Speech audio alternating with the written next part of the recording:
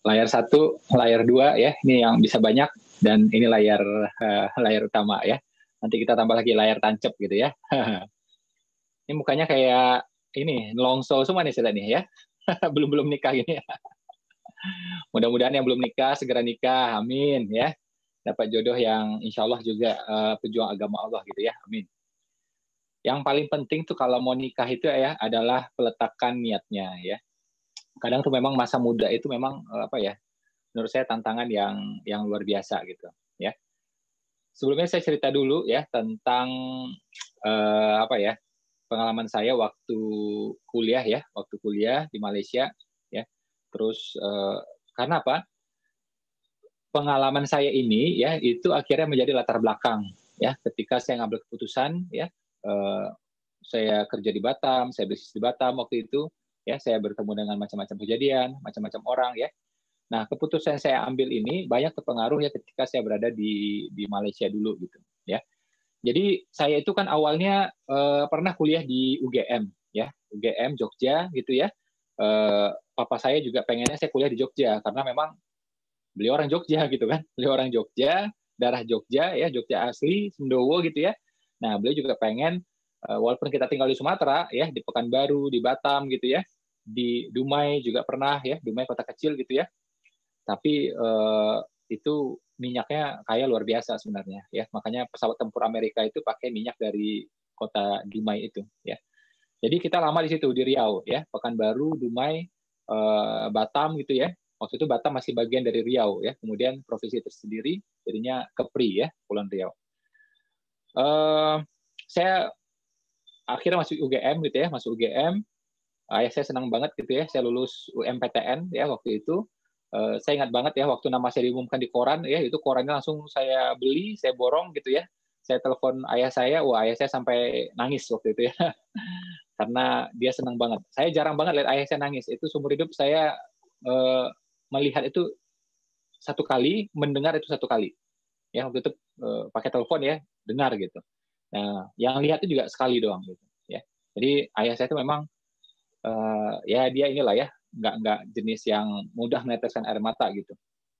Nah, terus setelah saya dapat informasi dari mana-mana, dari seorang teman juga ya, dari seorang keluarga juga, itu saya dapat informasi bahwa kuliah di Malaysia ya, kuliah di Malaysia itu relatif bagus ya, relatif bagus. Apalagi saya dengar itu tokoh-tokoh ya, termasuk juga waktu itu menteri-menteri ya, anggota dewan Indonesia itu banyak sekali yang kuliah di Malaysia, ambil S2, ambil S3 gitu ya. Nah, jadi makin tuh kebuka pikiran saya ya. Kemudian saya ditunjukkan bermacam-macam brosur ya tentang Malaysia gitu. Waktu itu belum ada web lah gitu. Saya makin tertarik gitu karena memang di sana bagian dari Commonwealth Inggris gitu ya. Bagaimana jurnal-jurnal penelitian itu didapatkan dengan mudah ya. Standar bukunya juga sama yang dipakai dengan yang di Eropa sana ya gitu. Dan itu ternyata memang benar gitu. Akhirnya saya dapat lagi satu informasi ya, satu informasi bahwa kampus di Malaysia waktu itu ratingnya itu hampir-hampir mirip dengan Indonesia, bahkan sebagian itu lebih tinggi daripada Indonesia. Ya. Nah, ini bikin saya akhirnya berpikir ulang gitu ya tentang perkuliahan semuanya. Sampai akhirnya ada suatu data ya yang saya temukan fasilitasnya gitu ya, termasuk juga orang yang pernah kuliah di sana gitu, fasilitasnya itu memang jauh di atas kita gitu. Saya akhirnya nekat ya, saya memutuskan untuk kuliah di Malaysia. Pertama sebenarnya saya pengen tuh di Singapura. Pengen di Singapura. Jadi pengen luar negeri lah gitu. Cuma karena miskin ya, yang dekat-dekat lah gitu ya. Kalau nggak Malaysia, Singapura. Kalau nggak Singapura, Malaysia. Awalnya saya di Singapura dulu, udah ambil brosur tuh ke sana. Saya udah pergi ke kampus-kampus di sana gitu. Nah ternyata duitnya lumayan. Duitnya lumayan ya. Saya pikir yang masuk akal adalah ya sudahlah Malaysia. Akhirnya Malaysia gitu kan. Nah, jadi di antara dua itu akhirnya saya pilih Malaysia. Nah, begitu saya pindah ke Malaysia, ibu saya setuju, ya, kakek nenek saya setuju, tapi ayah saya sebenarnya kurang setuju gitu. Tapi beliau mengizinkan ya, tetap juga ya sudah kalau memang mau ke sana juga ya nggak apa-apa gitu. Walaupun ya beliau ngomong sendiri pengennya saya tuh tetap di Jogja sebenarnya, karena ya itu kampungnya beliau, ya beliau juga pengen saya jadi orang Jogja, bertemu dengan keluarga-keluarga Jogja gitu, ya. Hampir semua keluarga ayah saya ya 12 bersaudara itu tinggalnya di Jogja sampai sekarang gitu, ya. Nah saya nyebrang tuh ke Malaysia nggak kenal siapa-siapa, ya nggak ada saudara siapa-siapa semuanya. Nah di situ cara pikir saya berubah. Ini yang nanti akan mempengaruhi ya alur ceritanya nih. Ya, jadi the world of the merit itu dipengaruhi oleh ini juga nih ya. Jadi kalau teman-teman kenal saya sekarang, ya itu teman-teman pasti kaget ya, dulu tuh saya seperti apa gitu. Dulu tuh saya manja banget, ya. Jadi saya punya nenek, ya, nenek saya ini punya cucu 9, yang paling manja tuh saya, yang paling kolokan tuh saya, yang nggak bisa apa-apa itu saya, semuanya, di antara semua itu. Oke? Jadi udahlah manja, kolokan gitu ya, terus kalau berantem pengen menang sendiri gitu kan. Apalagi saya paling disayang sama nenek saya, jadi pasti menang saya kalau berantem sama saudara, gitu kan, sama sepupu gitu kan. Jadi banyak yang nggak inilah, yang nggak oke gitu kan. Nah, begitu saya berangkat ke Malaysia, ya, nah kan saya nggak punya siapa-siapa. Jadi saya berangkat ke sana kan cuma berdasarkan informasi yang masuk di kepala saya, bahwa ini adalah kampus yang baik gitu ya. Ini juga masuk rating tertinggi, salah satu tertinggi di Asia, ya. Ini juga kampusnya majoring di bidang ini gitu ya. Fasilitasnya mengalahkan kampus-kampus lain gitu ya di berbagai negara gitu ya. Saya cuma dapat informasi itu. Jadi saya bahkan belum lihat tuh kampus, tapi saya berangkat waktu itu. Ya, jadi memang nekat banget tuh, ya nekat banget gitu. Nah, saya sebenarnya tidak mau bahas soal kampusnya gitu ya, tapi begitu saya memang berada di sana, itu memang kemandirian itu beda. Ya. Kemandirian itu beda ya. Jadi karena nggak punya siapa-siapa, nggak kenal siapa-siapa, jadi kita tuh terpaksa harus mandiri gitu. Dulu yang saya jarang-jarang nyuci baju, ya harus cuci baju, harus setrika, ya harus semua lah gitu. Namanya kita sendiri gitu kan. Nah ini memang cara pikir itu berubah banget ya, berubah banget ya, dan memang itu melatih kita. Makanya saya ya waktu awal-awal BP ya ketemu beberapa mitra yang baru-baru gitu ya, yang masih bujang-bujang belum nikah, saya bilang apa sama mereka? Saya bilang udah merantau aja, saya bilang. Merantau itu bikin kita jadi apa? Fighter gitu, bikin kita tangguh jadinya. Dan tekad kan ya itu aku merantau harus sukses, nggak sukses nggak pulang gitu. Cara pikirnya gitu aja, ya kan? Nah jadi sejak saya ke sana itu ya, jadi misalnya ya kalau misalnya saya di Indonesia waktu zaman SMA gitu ya, masih adalah naksir-naksir gitu ya. Ketika di kuliah itu memang saya cuma pasang kacamata kuda ya. Saya harus beres kuliah, harus cepat kuliah, harus cepat tamat. Cuma itu, cuma itu, cuma itu. Ya. Jadi pertama soal kemandirian satu hal ya. Kedua itu soal mesti sukses ya, mesti sukses gitu. Nah ini mempengaruhi saya. Akhirnya memang disitulah memang apa ya, saya memang punya impian-impian yang akhirnya lebih besar, lebih besar, lebih besar lagi gitu. Saking besarnya impian saya ya, saya kuliah. Waktu kuliah saya juga nggak menonjol. IPK saya juga 2,9 itu. Saya berusaha 3 tapi nggak berhasil, cuma 2,9 ya, 2,9 ya. Nah begitu pulang ini ya, saya tamat dan saya memutuskan pulang ke Indonesia. Saya itu ada perasaan kayak kayak GR gitu ya, GR. GR-nya apa? Saya merasa Indonesia itu perlu saya gitu kan. Indonesia itu perlu saya. Jadi saya itu baiknya pulang ke Indonesia gitu. Jadi saya jangan kerja atau beraktivitas di Malaysia gitu. Nah, saya sempat kerja di sana sebentar gitu ya. Tapi kemudian saya pulang segera ke Indonesia. Sempat juga ya waktu itu ngelamar di beberapa kampus pengen ngambil S2 ya. Waktu itu saya ngambil form bahkan ya di UKM ya, University Kebangsaan Malaysia. Kemudian saya memutuskan pulang ke Indonesia gitu. Nah pas di Indonesia ini saya juga masuk dalam kehidupan yang lumayan serius ya, namanya udah tamat kuliah gitu ya, sudah lumayan berumur juga gitu ya, udah 20-an something. Nah ini masuk dalam dunia yang lebih serius gitu. Jujur ya saya mesti ngomong apa adanya ke teman-teman. Kalau teman-teman tanya, Mas Ipo pernah pacaran nggak? Pernah gitu ya. Tapi itu satu kehidupan, satu sisi kehidupan yang saya nggak bisa banggakan terhadap teman-teman. Ya, jadi kalau teman-teman bisa tanpa pacaran itu lebih baik. Ya, sama juga kayak dulu kan, saya pernah juga sekolah di sekolah Katolik. Ya, kalau saya bilang ke teman-teman, ya itu keputusan yang salah. Ya, teman-teman ya jangan sampai kayak gitu gitu. Cuma ini memang maksud saya apa ya? Ini fase dalam kehidupan saya, ya mungkin tidak tepat, mungkin keliru ya. Saya sampaikan apa adanya ke teman-teman. Jadi teman-teman juga tahu kan latar belakang ini jadinya seperti apa gitu. Nah, sampailah akhirnya gitu ya, apa ya, saya berpikir saya mau serius gitu. Saya juga nggak mau apa ya, kayak pacaran-pacaran itu saya juga males lah gitu kan. Nah, ketika saya memutuskan untuk serius itu ya, itu memang ya namanya cowok ya, pasti lihatnya tuh tampang itu pengaruh gitu kan. Kalau nggak menarik di mata dia juga dia males gitu kan. Mau soleha pun juga males gitu. Jadi minimal harus menarik di mata dia. Dan Islam mengizinkan itu. Ya, makanya di zaman Rasulullah ya ada sahabat gitu ya, dia cuma dengar kabar aja ya, terus dia mau nikah dengan seseorang gitu. Nabi tanya, kamu sudah lihat nggak? Belum. Aku mau nikah. Katanya dia begini-begini. Kamu lihat dulu kata Nabi. Ya. Tapi katanya begini, kamu lihat dulu kata Nabi. Ya. Nah, akhirnya lihat ya. Nah, makanya dalam bahasa Arab itu kan ada sirnya. Ya, kalau bahasa Jawa itu bahasa Indonesia itu ada sernya gitu. Jadi pas lihat itu ada sernya. Jangan pas ngeliat itu kita malah hilang selera makan gitu kan. Oh, ini bahaya ini. Ya, mau di rumah nanti nggak makan terus kan repot ya. Pas mau makan itu terpaksa matiin lampu gitu kan, karena nggak selera gitu jadinya. Nah, ini kan bahaya gitu kan. Nah, jadi itu satu hal, satu kriteria gitu ya.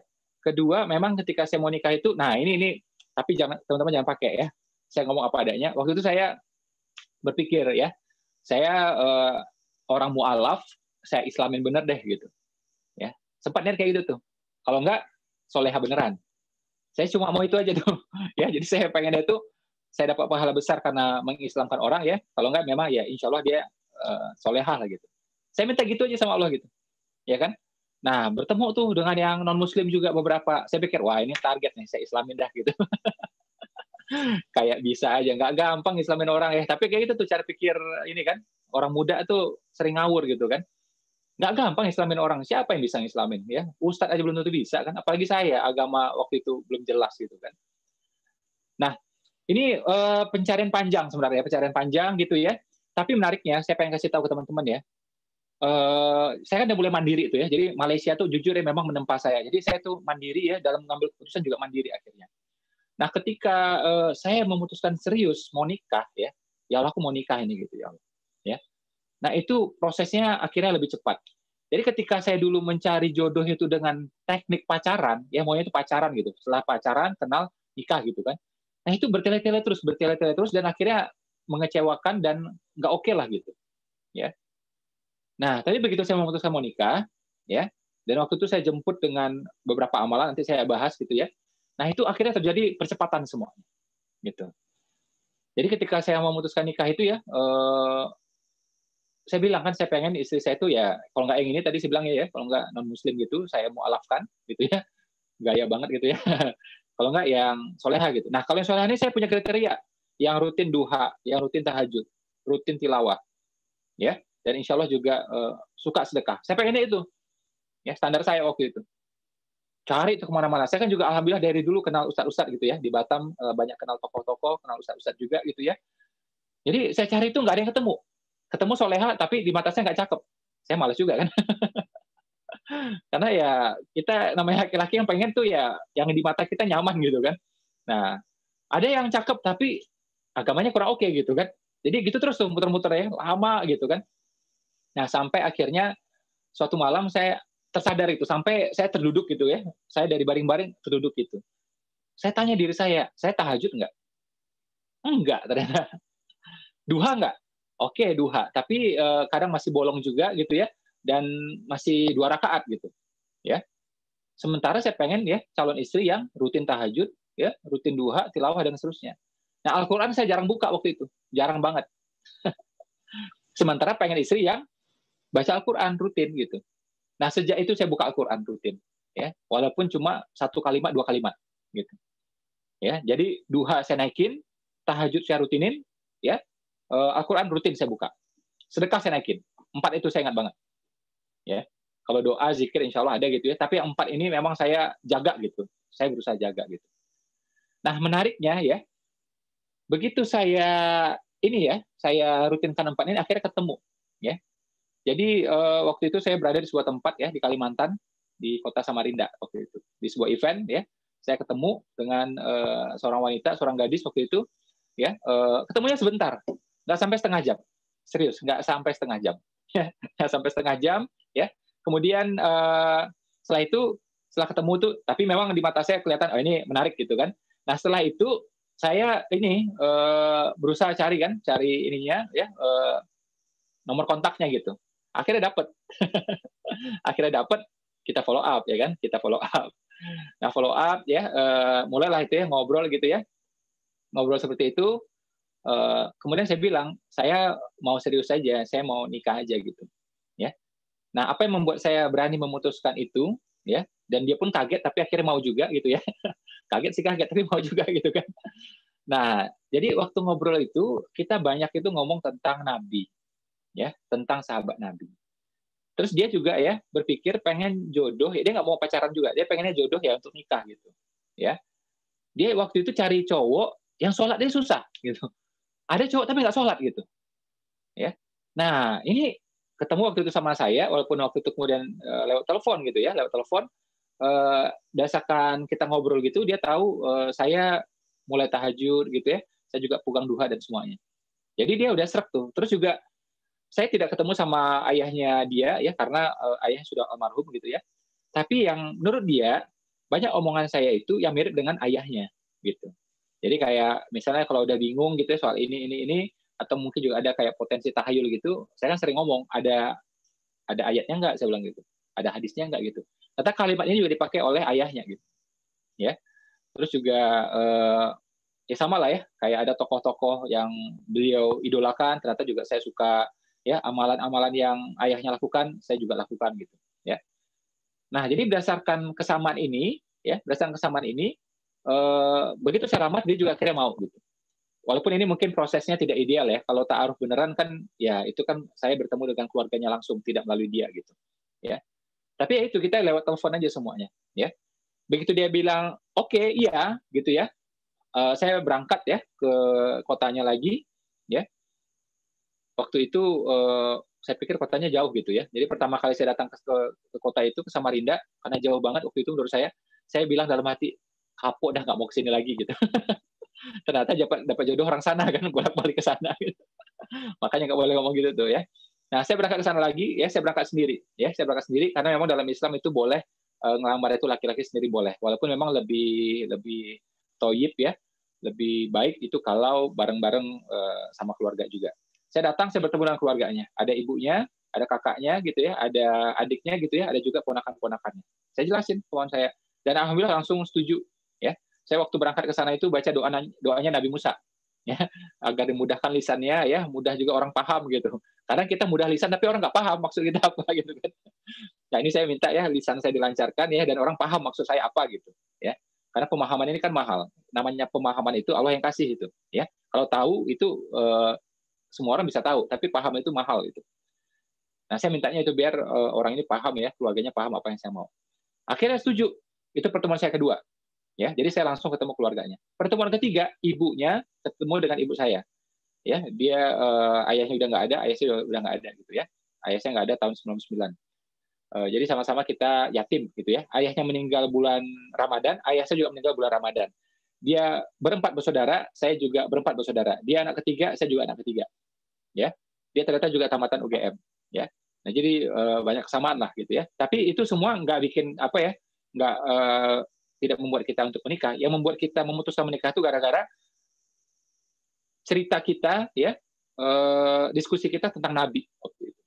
Ya, tentang Nabi, tentang sahabat gitu.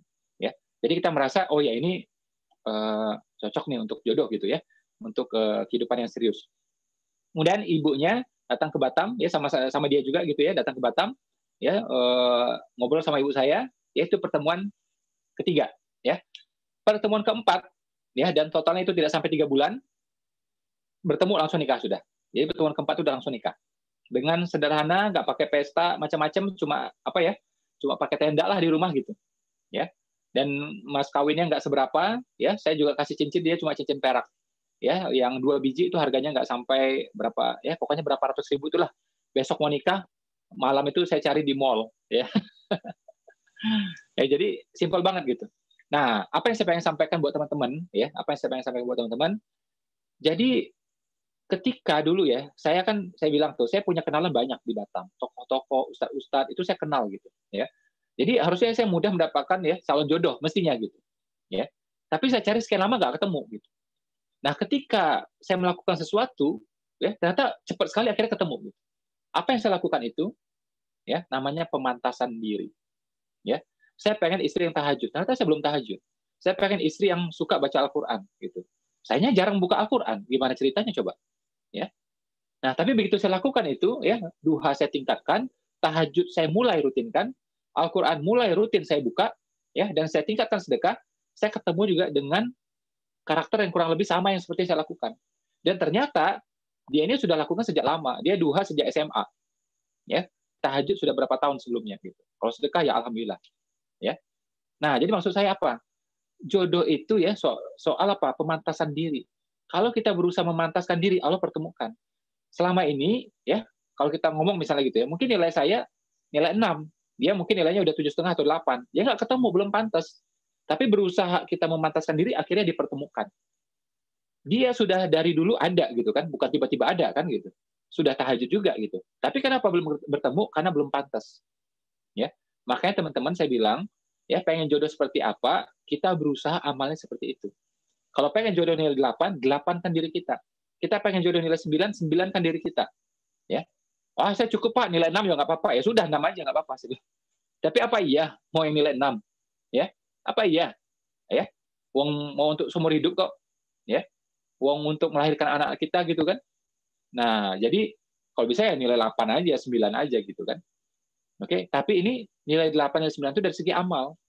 Ya, bukan soal atribut-atribut dunia, bukan gitu. Dan kita itu berusaha memantaskan diri memang di hadapan Allah, bukan di hadapan orang.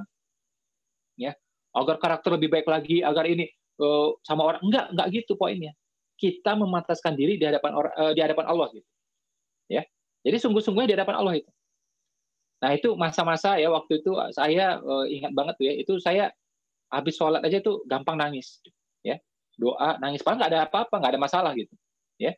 Nggak juga karena minta sesuatu akhir nangis, nggak juga, tapi memang ya kita berusaha mendekatkan diri sama Allah gitu kan. Jadi mudah itu nangis gitu. Ya. Nah, akhirnya bertemu dengan jodoh yang seperti itu. Saya nikahnya sederhana banget ya. Jadi teman-teman kalau mau nikah, sering banget ya, ini terutama perempuan, termasuk juga keluarga perempuan. Sering tuh apa cara pikirnya ribet. Maka saya sangat berterima kasih ya sama mertua saya. Beliau mau cara sederhana aja mau, nggak apa-apa gitu. Ya. Nah, padahal itu kan anak perempuannya yang terakhir gitu kan. Tapi dia mau gitu. Nah, teman-teman juga cara pikir apa? Coba sederhana. Yang bikin lama itu kalau kita riweh sendiri. Harus pakai gedung lah, sewa inilah. Ini kadang-kadang aneh, nikah pakai gedung, tinggal di kos-kosan. Aneh kan gitu. Banyak itu gitu. Untuk gedung sewa, ngotot luar biasa. Habis ke uang puluhan juta. Habis itu tinggal di kontrakan. Kan mau kayak gila itu saya bilang. Ya. Banyak yang kayak gitu.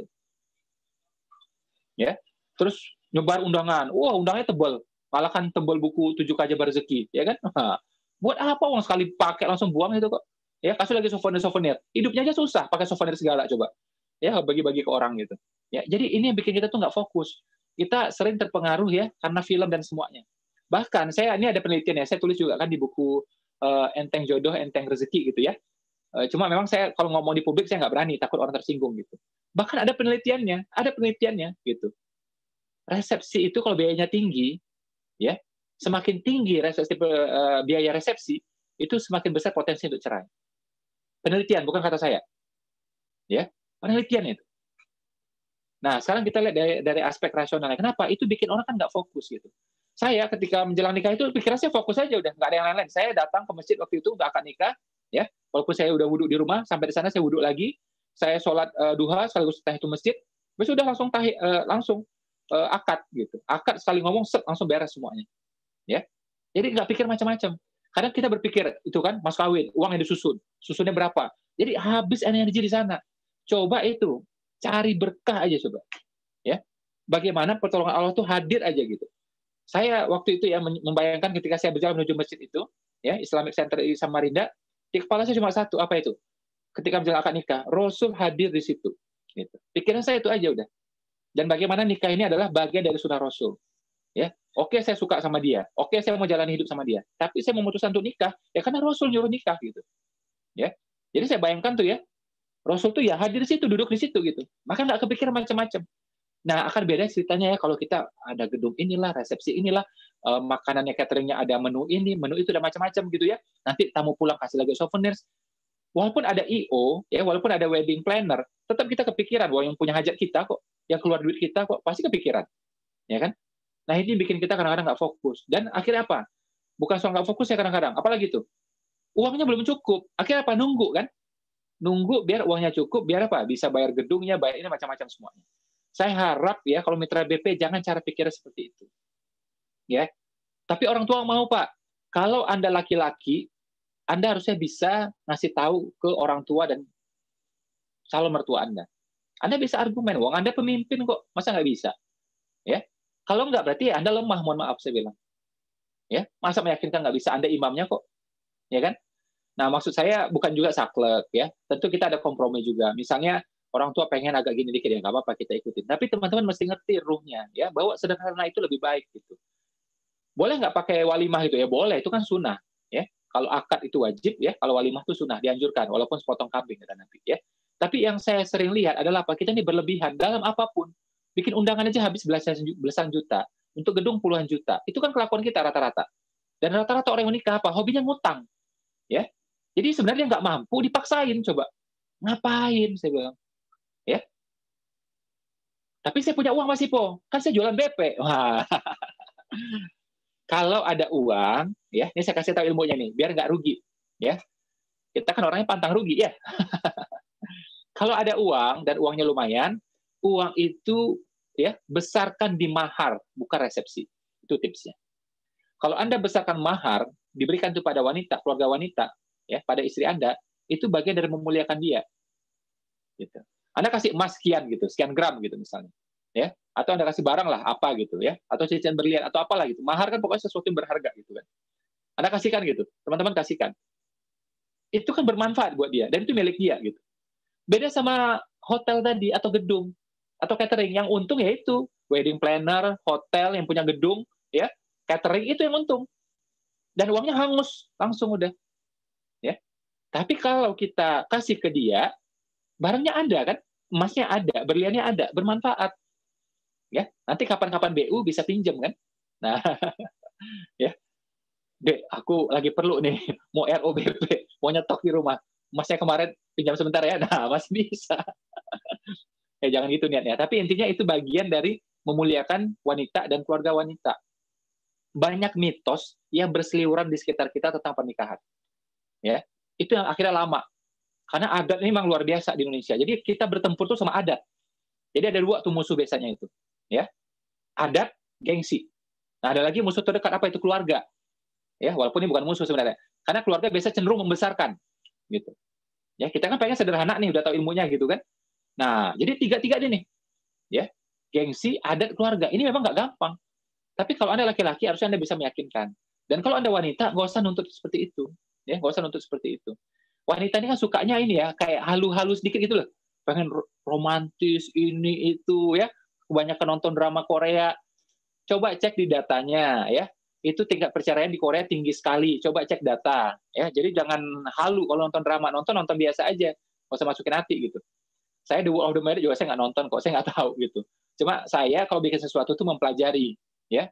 Kan dakwah itu sesuai bahasa kaumnya. Kalau ngomong itu sesuai dengan bahasa orang apa gitu. Orang lagi taunya apa, lagi ngertinya apa, ya saya pakai aja gitu, ya kan. Makanya ya saya pakai ini ya. Dan nanti itu insya Allah minggu depan ada lagi tuh training untuk pembinaan ya, untuk lunas hutang. Saya kasih nama apa? Chloe, ya kan? Chloe itu namanya ya. Singkatan ya. Nanti saya tunjukin ya. Nanti ada posternya terakhir gitu ya. Biar teman-teman bisa lunas hutang gitu. Pokoknya BP kita berusaha jadi total solution ya. Jadi yang belum nikah ya segera nikah, dapat solusi. Yang punya hutang juga lunas hutangnya gitu ya, dan seterusnya gitu. Ya. Jadi poinnya teman-teman kalau ngeh di sini ya. Pertama, kalau Anda laki-laki, pertama Anda sudah sudah mandiri memang. Ya, Anda mohon maaf ya bukan yang tipikal gini lagi sama orang tua. Kalau Anda masih gini ke orang tua, mau nikah ini mau jadi laki-laki macam apa, mau jadi suami macam apa gitu. Ya. Jadi mandiri dulu satu hal ya. Saya nggak ngomong kaya di sini, saya nggak ngomong uang di sini. Tapi minimal tuh Anda sudah bisa cukupi diri sendiri gitu. Ya. Nah, nanti kalau misalnya kita ngajak nikah ke orang itu nggak apa-apa. Insya Allah nanti dari sikap itu, dari niat itu udah ya mengundang pertolongan Allah. Kenapa? Kita berusaha ya kan menafkahi kan. Kita berusaha menafkahi itu, insya Allah pertolongan Allah juga akan hadir gitu. Jadi pertama Anda mandiri satu ya. Jadi tadi saya ceritakan bagaimana pengalaman di Malaysia tadi menempa saya gitu ya. Saya yang awalnya manja ya, kemudian akhirnya insya Allah ya lebih mandiri gitu ya. Kedua ya, kalau Anda laki-laki memang Anda bisa meyakinkan ya istri, keluarga istri harus bisa meyakinkan gitu. Saya waktu berangkat tuh saya yakinkan semuanya. Ketemu kan ada dia waktu itu, ada ibunya juga, ya ada keluarganya, saudaranya ada. Ya saya sendiri ngadapin semua itu, ya, ya hadapin semuanya. Tak tak tak tak tak, tak seperti itu, ya. Nah kita juga berusaha bikinnya sederhana kan. Saya ingat banget waktu itu juga dari pihak keluarganya juga pengen bantu, pengen ini, pengen itu gitu ya. Keluarga saya juga pengen bantu, tapi saya bilang saya pengennya sederhana. Ya saya senang banget sih dibantu ya. Siapa yang nggak senang gitu kan? Tapi memang kita pengennya sederhana. Dan saya juga nggak mau ngutang-ngutang gara-gara apa tuh saya nggak mau gitu. Ya. Walaupun jujur aja adalah berapa juta saya hutang waktu itu. Ya. Jadi karena apa ya? Saya waktu itu pas acara bawa keluarga juga ya hadir gitu. Memang itu akhirnya saya berhutang. Gitu. Nah, jadi maksud saya gini, kalau teman-teman niatkan nikah itu karena Allah, artinya apa? Allah pasti bantu. Kita libatkan Allah dari awal, Allah pasti bantu. Pemantasan diri di hadapan Allah. Ya, yang kita berusaha kejar nilai 8, nilai 9 itu di hadapan Allah, bukan di hadapan orang lain. Ya. Apa patokannya? Saya baru sadar kemudian ternyata ayatnya ada. Ya. Surah An-Nur itu, yang baik-baik untuk yang baik-baik, yang keji untuk yang keji. Dengan kata lain, yang nilai 8 untuk nilai 8, yang nilai 7 untuk nilai 7. Yang nilainya 4,5 ya untuk 4,5. Ya, kurang lebih kayak gitulah bahasa kasarnya. Ada nggak pengecualian? Ya mungkin ada juga, ya. Yang satu soleh luar biasa, yang satunya nggak jelas, ada juga. Tapi itu jarang-jarang. Ayat biasa berlaku secara umum, gitu. Tapi itu ada Pak, zaman dulu Pak, Fir'aun, ya orangnya kurang ajar Pak, durhaka, istrinya soleha Pak. Itu zaman dulu, ya. Nabi itu Pak, Nabi Lut Pak, ya. Nabi Nuh juga Pak, istrinya nggak benar Pak, nabinya benar, ya. Itu zaman dulu. Kita syariat Nabi Muhammad. Syariat Nabi Muhammad bunyinya apa? Yang baik-baik untuk yang baik-baik, yang keji untuk yang keji. Jadi kalau kita pengen dapat jodoh yang dari 8, delapankan diri kita. Bukan berarti kita ngaku-ngaku 8, enggak. Tapi kita berjuang ke arah sana. Gitu. Ya. Makanya jodoh itu biasanya cerminan dari diri kita, enggak meleset. Ya. Ada ungkapan yang berbunyi, ya, wanita selalu benar. Ya, kalimat itu. Itu kalimat yang benar menurut saya. Itu kalimat yang benar. Kenapa? Kalau Anda sudah nikah, ya apapun yang terjadi dalam pernikahan Anda, tanda petik pemerintahan Anda kan leadernya, ya. Siapa yang bertanggung jawab? Ya leadernya. Jadi si laki-laki tanggung jawab. Jadi Anda kata ada salah pun, ya tetap laki-lakinya ikut tanggung jawab. Jadi laki-lakinya yang salah, gitu. Ya. Ini tafsir lebih luas ya dari kata itu ya. Wanita selalu benar. Nah, ini tafsir lebih luasnya seperti ini. Kalau tafsir ini insya Allah lebih mendekati kebenaran gitu ya. Dan wanita biasanya happy kalau dengar kalimat ini ya. Nah, jadi pemantasan dirinya itu di hadapan Allah satu hal gitu ya. Dan kemandirian, pemantasan diri. Yang ketiga Pak, berusaha untuk sederhana. Kalau memang ada rezeki, ada uang, besarkan di mahar. Banyak mitos yang berseliweran di sekitar kita. Contohnya apa? Mau nikah, ya mau nikah itu harus apa? Harus saya terima nikahnya, harus satu kalimat. Satu tarikan nafas. Boleh, tapi nggak harus. Jangan gara-gara itu akhirnya stres sendiri kan. Gara-gara itu akhirnya lama nikah. Karena nggak lancar-lancar. Ya, orangnya gagap lagi. Wah, makin lama jadinya kan. Ya. Nah, itu satu hal. Ada lagi yang mahar juga harus ditunjukkan. Oh, saya nikah ini dengan mahar bla bla bla bla bla bla bla. Tunai ditunjukkan gitu. Enggak ada, cari fikihnya enggak ada. Mahar ini yang kita persembahkan buat calon istri kita. Disetujui sama dia, disetujui oleh keluarganya, cukup. Orang lain nggak perlu tahu. Sekarang dipajang mahar itu. Sekarang apa jadinya? Itu kan fitnah yang luar biasa. Ya, orang akhirnya apa? Iri-irian, dengki-dengkian, nggak mau kalah. Karena apa? Ini 20 juta emasnya. Yang keluarga tetangga nggak mau kalah, bikin juga 25 juta. Ya, yang lain ngejar lagi 30 juta gitu. Nah, ada yang nggak mampu akhirnya minder sendiri. Aku gimana nikah ya? Tetanggaku pada 20 juta, 30 juta semua gitu. Makanya itu harusnya dirahasiakan. Boleh ditunjukin, boleh, tapi itu tidak harus. Kalau di Indonesia kan kayaknya harus semua. Ya. Nah, itu bikin lama nikah juga tuh. Karena apa? Kita takut kalah kan sama yang lain. Gitu. Ya. Jadi nggak usah ditunjukin nggak apa-apa. Yang penting dianya setuju sudah. Ya, jadi orangnya nggak perlu tahu kan isi dapur kita kan gitu. Ya. Belum lagi kalau jumlahnya banyak, nanti kita juga ngeri kan, malam pertama nanti maling masuk gitu kan. Nah, karena emasnya disimpan di rumah gitu kan. Nah, jadi nggak usah disebutin yang sebenarnya. Nggak usah apalagi sambil ditunjukin itu. Kan kadang-kadang, bukan kadang-kadang sih ya, saya lihat tuh sering banget. Bahkan di masjidnya pun dijajarin tuh. Ya, emas-emasnya, ya. Jadi rawan fitnah malah itu. Apalagi sekarang zamannya sosial media kan, orang langsung instastory, kelihatan semuanya. Buat apa coba? Ya, dan itu bukan perintah agama kan. Terus juga nih salah satu lagi mitos ya yang kadang juga Kalau ini sih mungkin nggak terlalu besar ya, tapi kadang-kadang juga menghambat, memperlama proses pernikahan. Apa itu? Saksi. Ya, misalnya gini, habis nikah nih, aku terima nikahnya ini gitu. Ya. Terus penghulunya nanya ke saksi, gimana? Sah? Sah? Sah? Saksinya bilang sah, akhirnya dianggap sah. Keliru. Yang menentukan sah itu si penghulu aja, bukan hanya orang lain. Saksi sesuai namanya, saksi. Saksi tidak bisa menentukan sah atau tidaknya. Teman-teman cek ya, perjanjian apapun. Saksi ya saksi. Nggak bisa ngapa-ngapain dia. Coba misalnya ada dua saksi, yang satu bilang nggak sah, ya. Yang satu bilang sah, gimana coba? Kan repot tuh. Akhirnya diulang terus, ya. Nah ini kan nggak benar jadinya. Makanya saksi ya sekedar saksi aja, udah, ya. Tidak menentukan sah atau tidaknya, menentukan si penghulu aja yang menikahkan itu, selesai sudah, ya. Dan banyak lagi nih mitosnya nih, ya. Saya juga baru tahu setelah nikah. Dulu saya nggak ngerti juga. Dulu saya banyak aura-auran kayak gitu kan. Nah makanya teman-teman kalau ngertinya ilmu kayak ini kan enak, ya. Saya waktu itu belajar sama Dr. Yusuf Siddiq kan tentang mahar, tentang akad nikah gitu ya. Terus saya juga belajar sama guru-guru lain. Oh ternyata banyak juga kelirunya. Jadi Indonesia adalah negeri yang sering mengutamakan adat, ya, mengutamakan kata orang ketimbang syariat. Kita mesti paham itu. Makanya pas nikah coba pelajari ilmu agamanya, sehingga kita nggak melenceng jauh lah gitu. Andai kata melenceng tuh nggak jauh-jauh banget. Dan ini juga adat nih yang saya nggak suka gitu ya. Saya bukan berarti anti adat, enggak. Saya seneng kok. Saya dengar orang mitra-mitra itu dengan logatnya masing-masing itu saya seneng. Saya ketawanya ketawa seneng gitu. Ya, ada yang logatnya Jawa Timuran gitu kan, ada yang Sunda banget pisan gitu ya, Sunda pisan gitu ya, ada yang Sulawesi gitu kan. Kita seneng dengar kayak gituan. Ya, makanya saya kan suka niruin gitu kan. Saya berusaha niru gitu. Ya, logat ini itu saya bisa tiru gitu kan. Karena memang saya suka. Jadi bukan saya anti adat tuh enggak, tapi kita mesti paham ada adat yang tidak yang tidak selaras dengan syariat gitu. Nah, ini mesti kita pahami. Contoh misalnya ya kayak ini di adat tertentu ya. Itu dia nikah. Berharap apa? Ridho dari Allah kan. Itu yang dicari kan. Ridho keluarga, ridho dari Allah gitu. Itu yang dia paling harapkan. Tapi yang dia lakukan adalah apa? Malah ada organ tunggal dangdut-dangdut gak jelas. Ada orang mabuk di sana atau orang minum-minum di sana walaupun cuma bir bintang gitu. Ya kita tahu bir bintang nggak bikin mabuk lah gitu. Tapi dia siapin itu gitu. Ya. Saya ingat banget ya dulu waktu jagain ya teman saya mau nikah ya, misal abangnya mau nikah, kakaknya mau nikah, saya ikut jagain tuh malam itu ya. Itu disiapin bir itu, orangnya soleh, insya Allah. Disiapin bir gitu. Memang birnya nggak bikin mabuk, ya bir-bir murah gitulah, bir bintang gitu kan.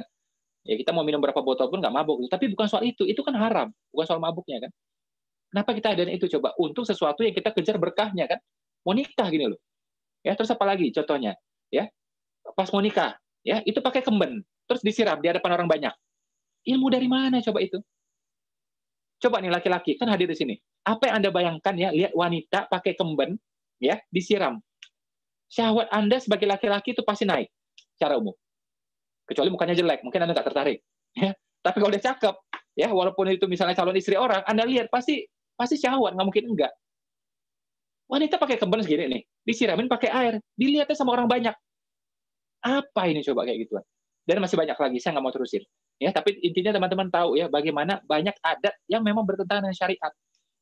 Kalau selaras dengan syariat nggak apa-apa, terusin aja. Pakai baju daerah lah, inilah itu nggak apa-apa, is oke aja. Ya, mau pakai topinya gini lah, apalah gitu, is oke aja, nggak apa-apa. Ya, tapi ketika berbenturan dengan syariat, kita tahu dong, yang kita mau cari kan ridho dari Allah. Ya, ngapain kita bersikeras dengan adatnya gitu. Ya, nah jadi teman-teman ketika nanti berkompromi dengan pihak istri, ya keluarga istri, termasuk juga orang tua kita. Ini orang tua kita biasanya juga tekanannya besar sekali itu biasanya ya. Saya alhamdulillah punya ibu yang mendukung semuanya. Saya mau apapun didukung sama saya. Saya mau sederhana, yes, ya. Terus apa nih? Kayak ya apa aja lah yang saya mau, tanpa pesta, tanpa ini ibu saya juga mendukung semuanya. Ya. Termasuk juga calon saya itu ya, ibu saya waktu itu belum lihat, dia cuma nanya saya jelasin, ibu saya oke, ibu setuju, ya gitu aja. Ibu saya nggak ada ini semuanya. Ibu saya dari dulu selalu ya alhamdulillah gitu ya, mendukung lah ya keputusan keputusan saya waktu itu. Terus ya kayak, nah ini bagian dari kemarin kan teman-teman udah ikut tuh ya training ya pembinaan yang namanya Map of Your Dream. Ya siapa yang kemarin ikut, coba angkat tangan yang sudah ikut kemarin, yang Hexagonal of Dream, ingat nggak? Ya, nah ada satu hal yang saya lakukan itu ya tanpa sadar, maka itu udah rumus, udah pakem banget, sudah teman-teman ikuti aja. itu bagian dari yang namanya sensitif ya, sensitivity ya, bagian yang namanya progresif, bagian yang namanya proaktif. Jadi saya lakukan apa yang saya bisa, ya. Jodohnya belum ada, apa yang bisa, apa yang ada, itu yang saya lakukan, ya. Jadi itu ya, bahkan ya, ini masya Allah ya, saya sudah tulis SMS untuk ngundang orang. Jadi waktu itu saya belum ketemu jodohnya, ya. Jadi saya kayak seolah-olah jodohnya sudah ada. Saya ingat banget tuh saya tulis di handphone communicator, ya. Handphone communicator kan kayak ini nih, handphone masih ada sampai sekarang, ya. Nah ini handphonenya dia, communicator ini ya. Ini zaman dulu pakai ini Sultan ini ya. Ya, komunikator gini ya, ini E90 gitu ya. Jadi saya udah bikin template SMS seolah-olah saya sudah nikah gitu. Jadi mohon doa restu, bla bla bla bla gitu ya. Saya menikah tanggal segini gitu ya. Ada tanggalnya.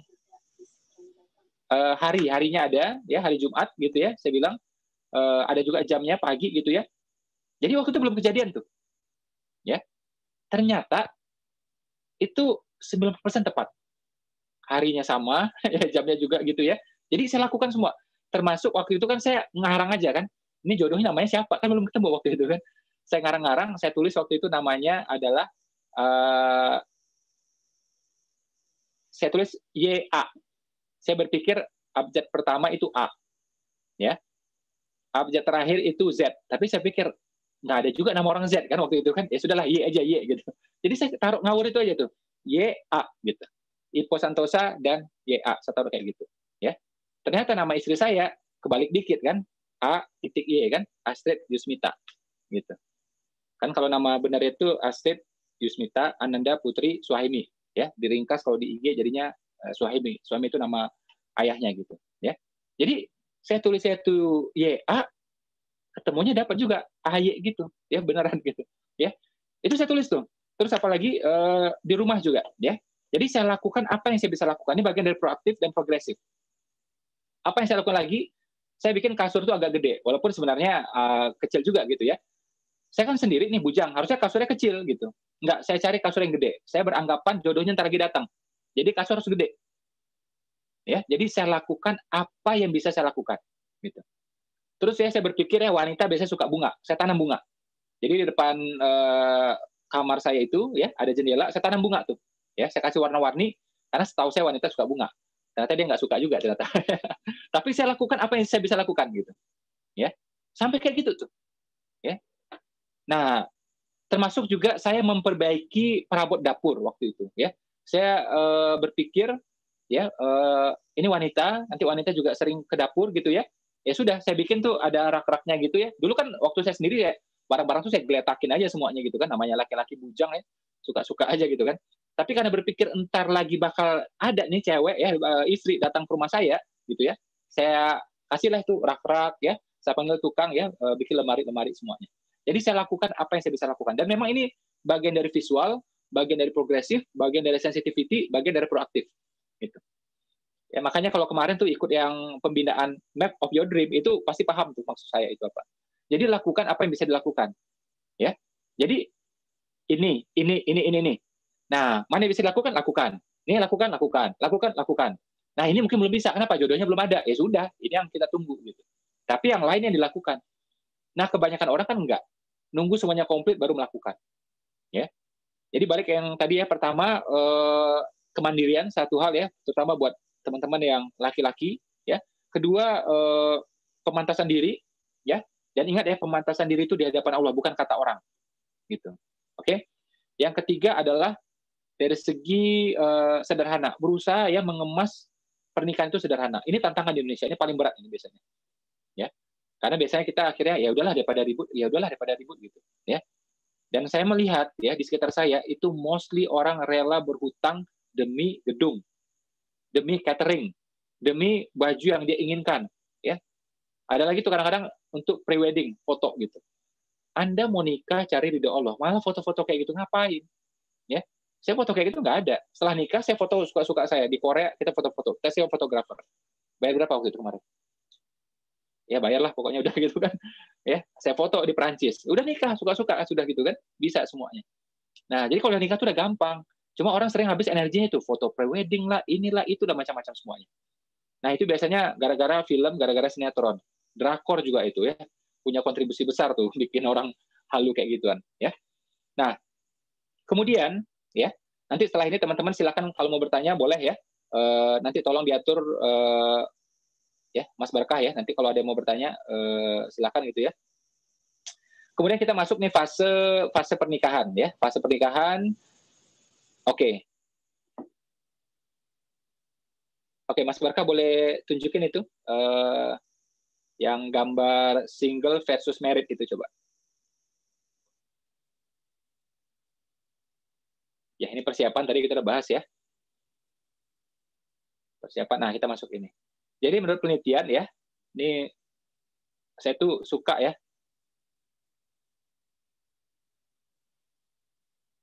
Saya tuh suka apa-apa itu pakai riset ya, pakai riset gitu. Nah, ini salah satu riset ya. Jadi cinta itu penghilang rasa sakit yang alami. Woi. Ya. Yang belum nikah makin ngeces aja udah itu ya. Terus menurut penelitian juga sebanyak 9 dari 10 ya, dengan kata lain 90% ya wanita tuh merasa bahagia saat dipeluk oleh pasangannya ketimbang dikasih hadiah berupa materi. Ya, singkatannya menurut saya itu BPJS ya. BPJS, butuh pelukan juga sentuhan. Nah, itu BPJS ya. Terus penelitian lain juga, nah ini nih, buat laki-laki nih. Laki-laki kalau hidup sendiri, dengan kata lain jomblo, rentan kena stroke. Nah, dan risiko meninggal lebih cepat. Ya, dengan kata lain, jomblo itu ya, menjomblo itu mematikan. Cepat mati. Penelitian ini. Ya, jangan marah sama saya, itu penelitian itu. Ya, riset ini melibatkan 1.000 orang. Nggak main-main itu. Ya. Terus juga riset yang lain ya, ternyata orang kalau sendiri ya begitu dia kena kanker ya itu juga lebih cepat meninggal ya. Oke, balik lagi ke saya.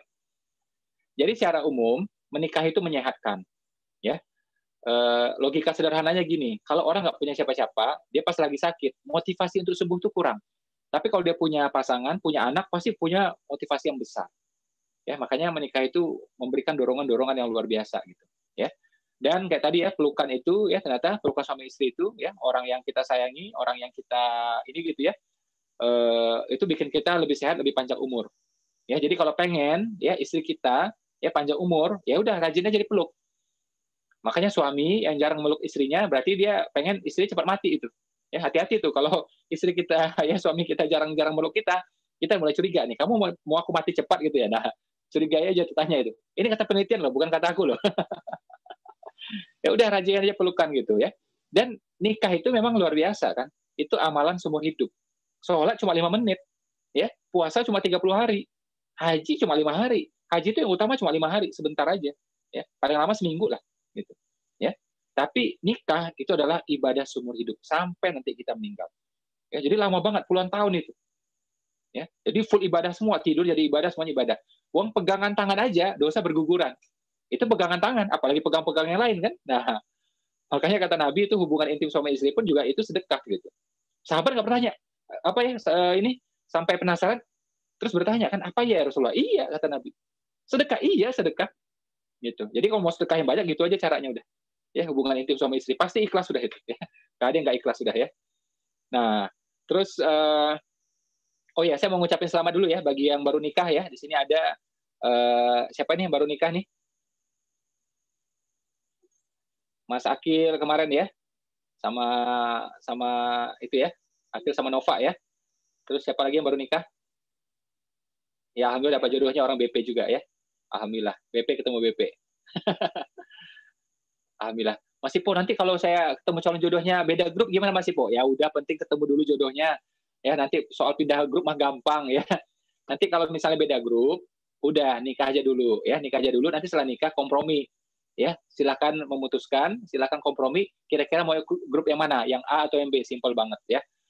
Wong ketemu jodoh beda mazhab aja nggak apa-apa kok, apalagi cuma beda komunitas ya, simple lah. Kita misalnya Imam Syafi'i, dia Hanafi, tetap bisa nikah kan?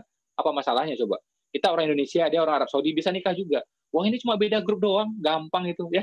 Jangan gara-gara itu nanti RO-nya ke sini ya. Jangan gitu ngomongnya, nikah aja dulu udah. Gampang itu ya. Oke ya. Saya masuk dalam kehidupan pernikahan ya. Ini langsung kita masuk pada the world of the married gitu ya. Dunia orang-orang yang sudah menikah. Kalau tadi itu yang belum nikah itu ya. Gini ya. Saya melihat itu nikah itu ya. Saya waktu nikah ya dinasihatin sama teman saya. Bekalnya cuma satu, dia bilang. Apa itu? Sabar. Ya. Bekal nomor satu nikah itu ya sabar. Kita pinter sekalipun, banyak ilmu sekalipun, ya kaya sekalipun, katanya bijaksana sekalipun ya, tapi begitu nikah kita masuk dalam dunia yang berbeda menurut saya. Ya benar-benar berbeda. Kita misalnya anak pengajian, misal nih, dia juga anak pengajian gitu. Nikah belum tentu cocok, belum tentu cocok. Ya. Karena beda banget gitu kan semuanya. Ya. Dan nikah itu biasanya kan memang kita punya pemikiran yang apa ya, yang indah-indah aja di mata kita gitu. Pas nikah ternyata apa? Dia tidurnya ngorok. Gitu kan. Nah, kayak gitu. Pas tidur ternyata apa? Dia ngangkat tangannya. Dan BB misalnya. Waduh, ini gimana ini kan? Nah, bisa jadi hal kayak gitu. Terus kita berharap ya istri itu pintar masak. Tahu dia nggak bisa masak. Taunya apa? GoFood, terus gitu kan. Teleponnya Gojek, terus gitu kan. Nah, kita punya pikiran kita sendiri gitu. Terus kita berharap ya, wah karena sudah di PP, udah terbiasa tahajud, kita berharap juga istri yang tahajud. Kata Mas Ipo, kalau kita memutuskan diri, dapat juga jodoh yang kayak gitu juga. Ternyata dia nggak tahajud, gitu. Ya, sholat pun bolong-bolong. Yang dipegang cuma maghrib doang misalnya gitu kan. Kan bisa jadi gitu. Makanya stok sabar masih banyak. Ya, kita oke nih punya tantangan berikutnya. Apa itu? Mertua. Ya, itu Indonesia Masya Allah ya. Dan mertua, ini kan orang tua kita nih. Karena rasa sayangnya, sering tuh masuk ke rumah tangga kita juga semuanya. Bantu ngurusin semuanya. Niatnya baik, pengen bantu, kita terganggu. Gitu. Ya. Jadi memang mesti bawa stok sabar yang banyak. Gitu. Ya. Sering tuh ya. Ini kayak saya kan ibu sama saya. Ya, tinggal kita satu rumah semuanya. Mertua pun ya biasanya kalau nggak ada pandemi itu biasanya 50% ya waktunya sama kita juga di rumah ini juga semuanya. Ya, makanya ada kamar buat ibu, ada juga kamar buat mama saya, mertua saya. Biasa seperti itu ya. Ini kan kompleks gitu kan. Nggak mudah gitu. Masing-masing tuh niatnya baik gitu ya, tindakannya baik, tapi kan belum tentu sama. Gitu.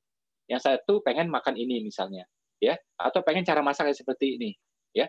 Apa aja berbeda lah semuanya. Makanya saya bilang teman-teman kalau nikah itu stok sabar dibanyakin aja udah.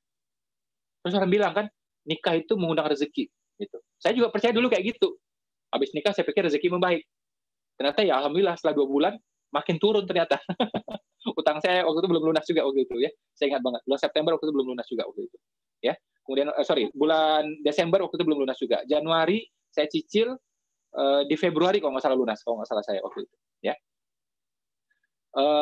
Setelah Februari ya, setelah berapa bulan nikah waktu itu, saya pikir nih rezeki membaik gitu. Enggak juga ternyata. Ya. Bahkan waktu itu saya kerjasama di proyek waktu itu ya, si pemilik modal yang besar ya bilang ke saya, dia panggil saya kan, Ipo, kamu gak usah terima duit dulu ya gitu. Waduh, dulu saya waktu sendiri dapat duit gitu, pas nikah duit saya ditahan. Dia bilang nanti kalau proyeknya udah jalan, duit kamu baru cair, dia bilang. Waduh, saya bilang ini kan. Jadi mana tuh katanya rezeki makin baik setelah nikah gitu kan. Nah, di sini muncul lagi yang kedua. Apa itu? Setelah sabar, baik sangka. Mungkin nggak Allah mangkir? Nggak mungkin. Ya, jadi ujian pasti ada ujian, ya kan? Nah, mungkin kamu yang terlalu berharap kata Allah gitu. Sabar aja dulu, baik sangka aja dulu. Ya sudah, kita telan aja dulu gitu, ya. Nah, tapi mungkin ya karena kita terus sabar, kita terus baik sangka ya, istri saya juga berusaha memahami ibu saya ya, mertua dia gitu. Setelah itu memang rezeki kita Masya Allah itu bagus banget, naik banget semua. Ya, kita umroh bersama waktu itu, ya, umroh bersama ya, saya ditraktir sama Ustadz YM waktu itu. Kemudian berapa tahun kemudian kita akhirnya berhaji, ya, haji plus, alhamdulillah waktu itu kita akhirnya beli lagi rumah waktu itu ya, alhamdulillah yang ini rumah yang saya tempati ini, yaitu jauh lebih luas daripada rumah saya sebelumnya, gitu ya, dan seterusnya, ya.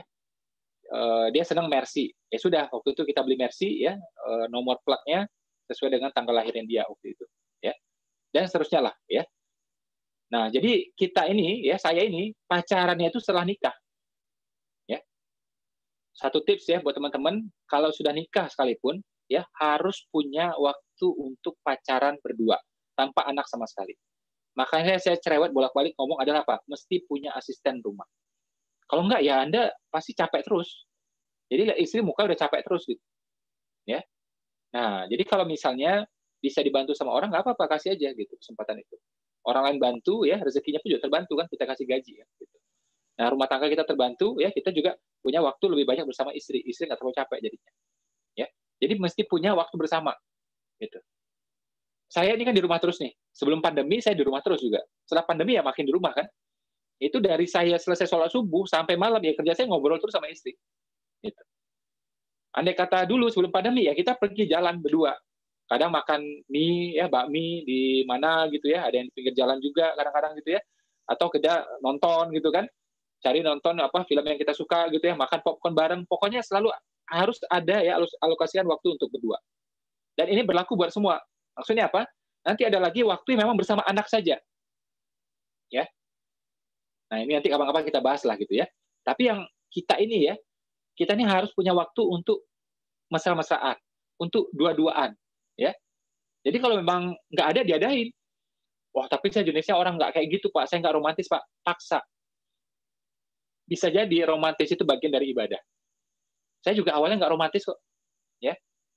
Tapi sejak saya nikah, sampai sekarang, ya saya panggil istri itu lebih banyak panggilnya ya sayang ya, gitu. Saya ucapkan gitu.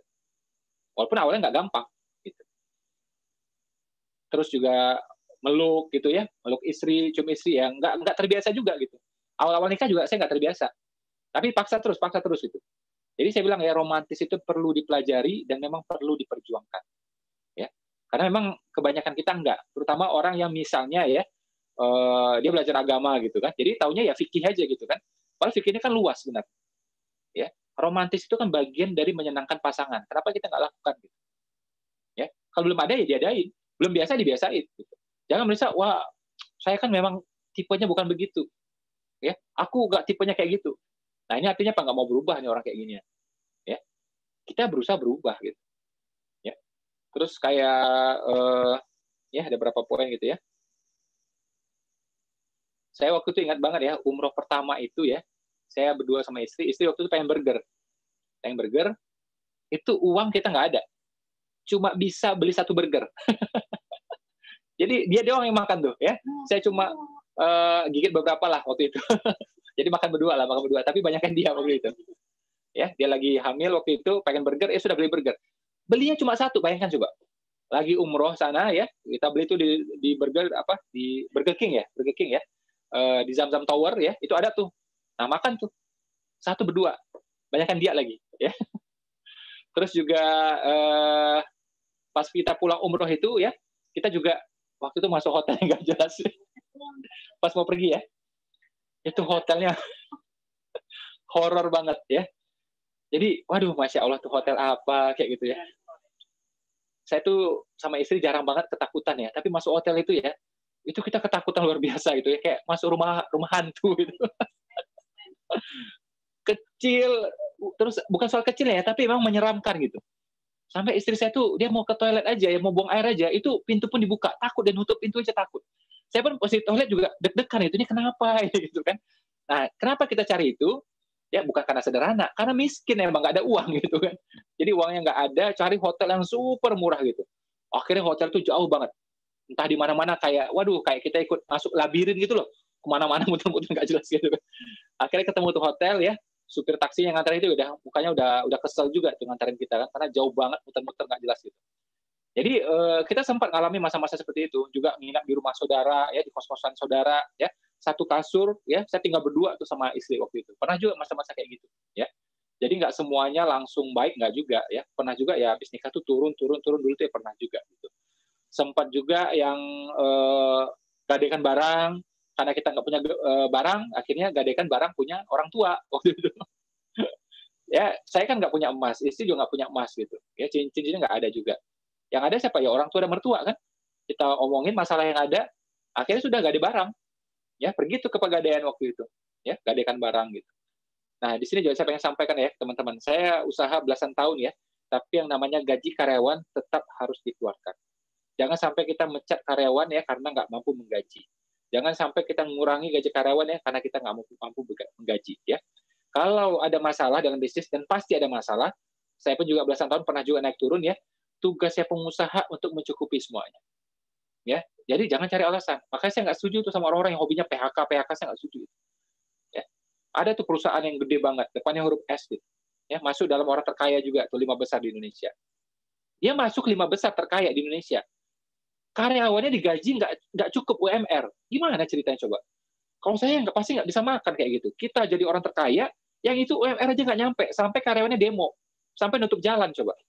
Saya nggak suka sama orang demo, tapi saya berusaha empati. Mereka juga nggak suka kan demo.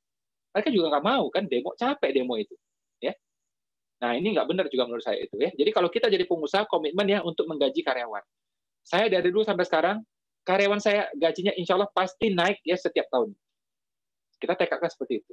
Ada minimum kenaikan ya, tapi ada juga kenaikan yang tanpa batas. Bonus BP itu saya kasih semua karyawan, sampai driver pun dapat. Saya ini ya, 5 bulan ini sekarang. Di rumah aja. Di rumah aja. Ya. Driver 2. Mobilnya 1 saya sekarang. Sejak Februari ya, Januari mobil saya 1. Ya. Driver 2 coba. Ketemu lagi pandemi. Benar-benar kalau kita ngomong rasional, saya nggak perlu driver, apalagi sampai 2 gitu. Ya, sudahlah pandemi, mobil cuma 1 gitu. Ya. Saya pun kalau perlu ya saya nyetir sendiri sekarang gitu kan. Misalnya kemarin ada urusan dadakan, urgent, saya berangkat sendiri gitu, nggak pakai driver juga gitu. Nah kalau ngomong rasional, ya kita cut ini driver, apalagi 2 orang kan. Tapi ini namanya karyawan kita, ya sudah kerja sama kita, sudah menunjukkan loyalitas ke kita, ya kita berusaha jaga. Ya jadi kita beda sama orang lain. Orang lain kayak gitu, bisnis susah dikit pecat, ya susah dikit langsung PHK-kan, langsung rumahkan. Kita jangan seperti itu. Begitu kita komit ya untuk menaungi karyawan, itu rezeki kita bakal kebuka. Gitu.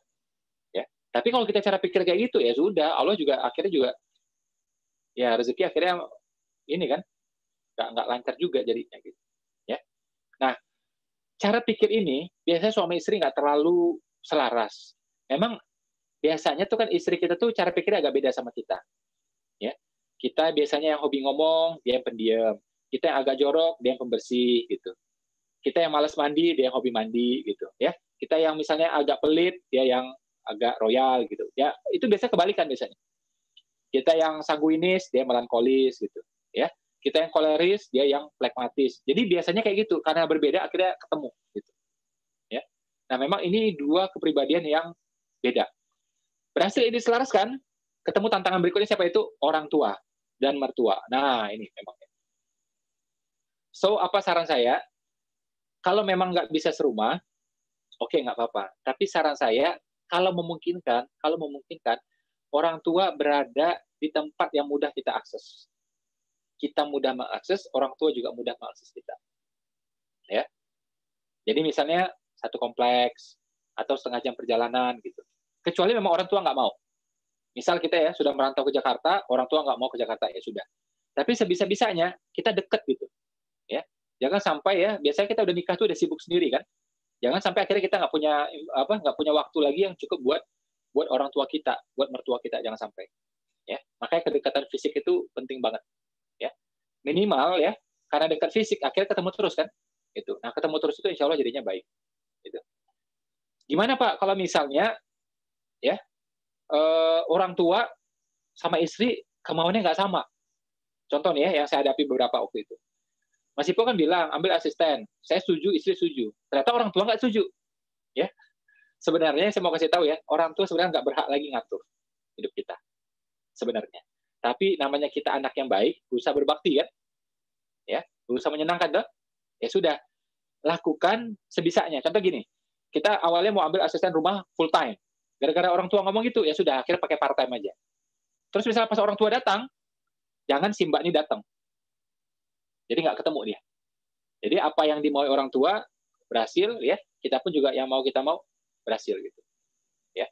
Kalau pepatah Minang mengatakan ya, iyoin diinyo, lalu diawa. Ya, iya kan apa kata dia, lakukan apa yang harus kita lakukan. Ya. Jadi cari jalan tengahnya, Oke.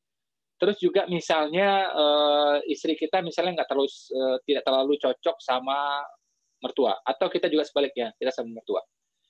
Ini nggak bisa ya, kita cara pikirnya, misalnya gini, aku nggak terlalu cocok nih, Ya udah, kalau gitu kita jarang ketemu aja. Jangan gitu cara pikirnya. Cara pikirnya adalah bagaimana memperbaiki, bukan menghindari. Karena kalau sudah nikah, orang tua ini ya orang tua. Mertua itu ya adalah orang tua juga, nggak ada beda. Ya, makanya dalam Islam itu ya, mertua kita tuh jadi orang tua kita selamanya. Ya, misalnya kita bercerai sama istri gitu ya, yang namanya orang tua ini tetap orang tua selamanya. Gitu. Makanya kita sentuhan wudhu nggak batal kan sampai kapanpun gitu. Karena udah kayak orang tua beneran gitu. Ya. Jadi jangan berpikir keadaan lagi nggak oke, gitu ya. Atau kalau bertemu nggak oke, bertemu nggak oke, akhirnya sudah kita kira nggak mau interaksi, mengurangi interaksi gitu. Ya, kita membiarkan hubungan yang nggak baik itu. Jangan. Cara pikir adalah bagaimana memperbaiki. Anggap nih orang tua, gimana caranya coba? Namanya orang tua pasti kita lakukan apapun. Kenapa kita tidak berusaha memperbaiki? Karena apa? Kita anggap ini mertua, ini orang luar gitu. Nah ini nggak bagus akhirnya. Percaya sama saya ya, kalau orang tua sudah ridho, mertua sudah ridho, itu insya Allah lempeng semua. Nah kadang-kadang ini memang nggak gampang. Tapi ingat juga ya, sesuatu tidak gampang, kalau kita perjuangkan, itu fadilahnya insya Allah besar. Ya, sesuatu tidak gampang, kalau kita perjuangkan, insya Allah fadilahnya besar. Terus nih ya, bagi yang laki-laki, ya, bagi yang laki-laki, itu saran saya ya, coba ya berusaha. Maksudnya gini, saya tahu lah teman-teman pasti berusaha semua gitu ya.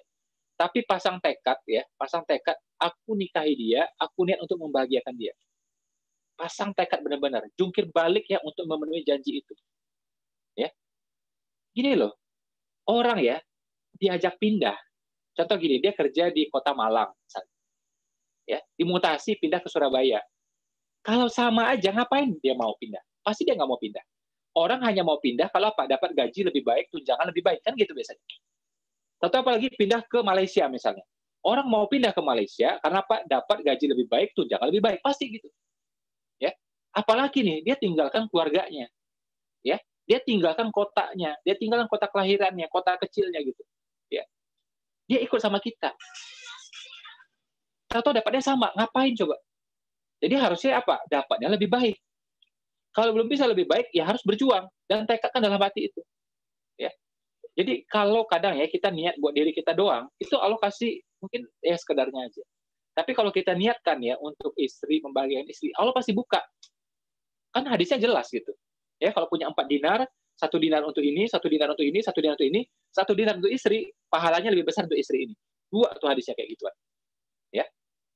Nah, kalau niat kita seperti itu, insya Allah Allah akan mampukan kita. Ya, jadi kita mengiyakan apa yang Allah mau. Gitu. Allah mau kita membahagiakan istri, ya sudah kita iyain gitu, kita berjuang. Tapi kalau nggak ada kesungguhan, ya namanya hidup Pak, kadang-kadang susah, terus gitu aja. Niatkan, tekadkan, bersumpah ya bagaimana istri ini di bawah pemerintahan kita, ya di bawah naungan kita, di kepemimpinan kita, dia lebih baik, dia menjadi lebih soleha, ya nafkahnya lebih baik, dia lebih terlindungi dan seterusnya. Ya, saya bukan orang yang tiba-tiba ngerti agama, enggak. Saya baru nikah itu aja, ya. Istri saya pergi sendiri, saya biarin aja. Sampai waktu itu dia mau pergi nonton, saya biarin. Gitu. Ya. Jemput ibu saya, malam-malam loh, jam 9 malam, walaupun pakai mobil gitu ya, walaupun jaraknya dekat 15 menit gitu ya. Tapi saya biarin aja gitu. Jemput ibu saya, malam-malam lagi coba. Sendiri gitu. Oke lah, saya punya pekerjaan, tapi kan sebenarnya masih bisa diatur ulang waktunya gitu kan. Sehingga masih bisa dari schedule gitu kan. Tapi saya berpikir, ya udahlah saya bikin kerjaan ini, dia jemput ibu saya gitu. Tapi begitu saya tahu ilmunya, bagaimana ya seorang suami itu mesti melindungi, sebisanya melindungi. Gitu. Nah, begitu saya tahu, saya nggak pernah lepas lagi dia sendiri. Ya, nggak ada ceritanya dia pergi nonton sendiri, udah nggak ada. Walaupun dia misal pengen nonton, saya nggak suka filmnya, ya saya temani. Ya, jadi ya temani aja gitu kan, temani gitu kan. Dan bukan tidur di sana nonton beneran gitu. Kita berusaha suka apa yang dia suka gitu kan. Minimal nanti kalau dia cerita saya bisa nimpalin gitu. Kalau saya nggak bisa ngikutin kan repot gitu kan. Dia cerita saya nggak bisa nimpalin gitu. Ya. Termasuk juga misalnya dia mau pergi kemana gitu ya. Ya saya berusaha temani semuanya. Gitu. Ya. Termasuk nih misalnya kayak sekarang nih ya, misalnya ada kerjaan di depan gitu ya. Istri kadang pengen lihat gitu misalnya. Saya nggak pernah izinnya juga sendiri. Pernah waktu itu saya tahu sekali, sejak itu saya bilang jangan sendiri, saya temenin, saya bilang. Ya. Nah, jadi maksud saya apa ya? Saya juga bukan orang yang langsung paham agama sejak awal, enggak gitu. Ya, teman-teman kan tahu, saya dulu sekolahnya di sekolah Katolik.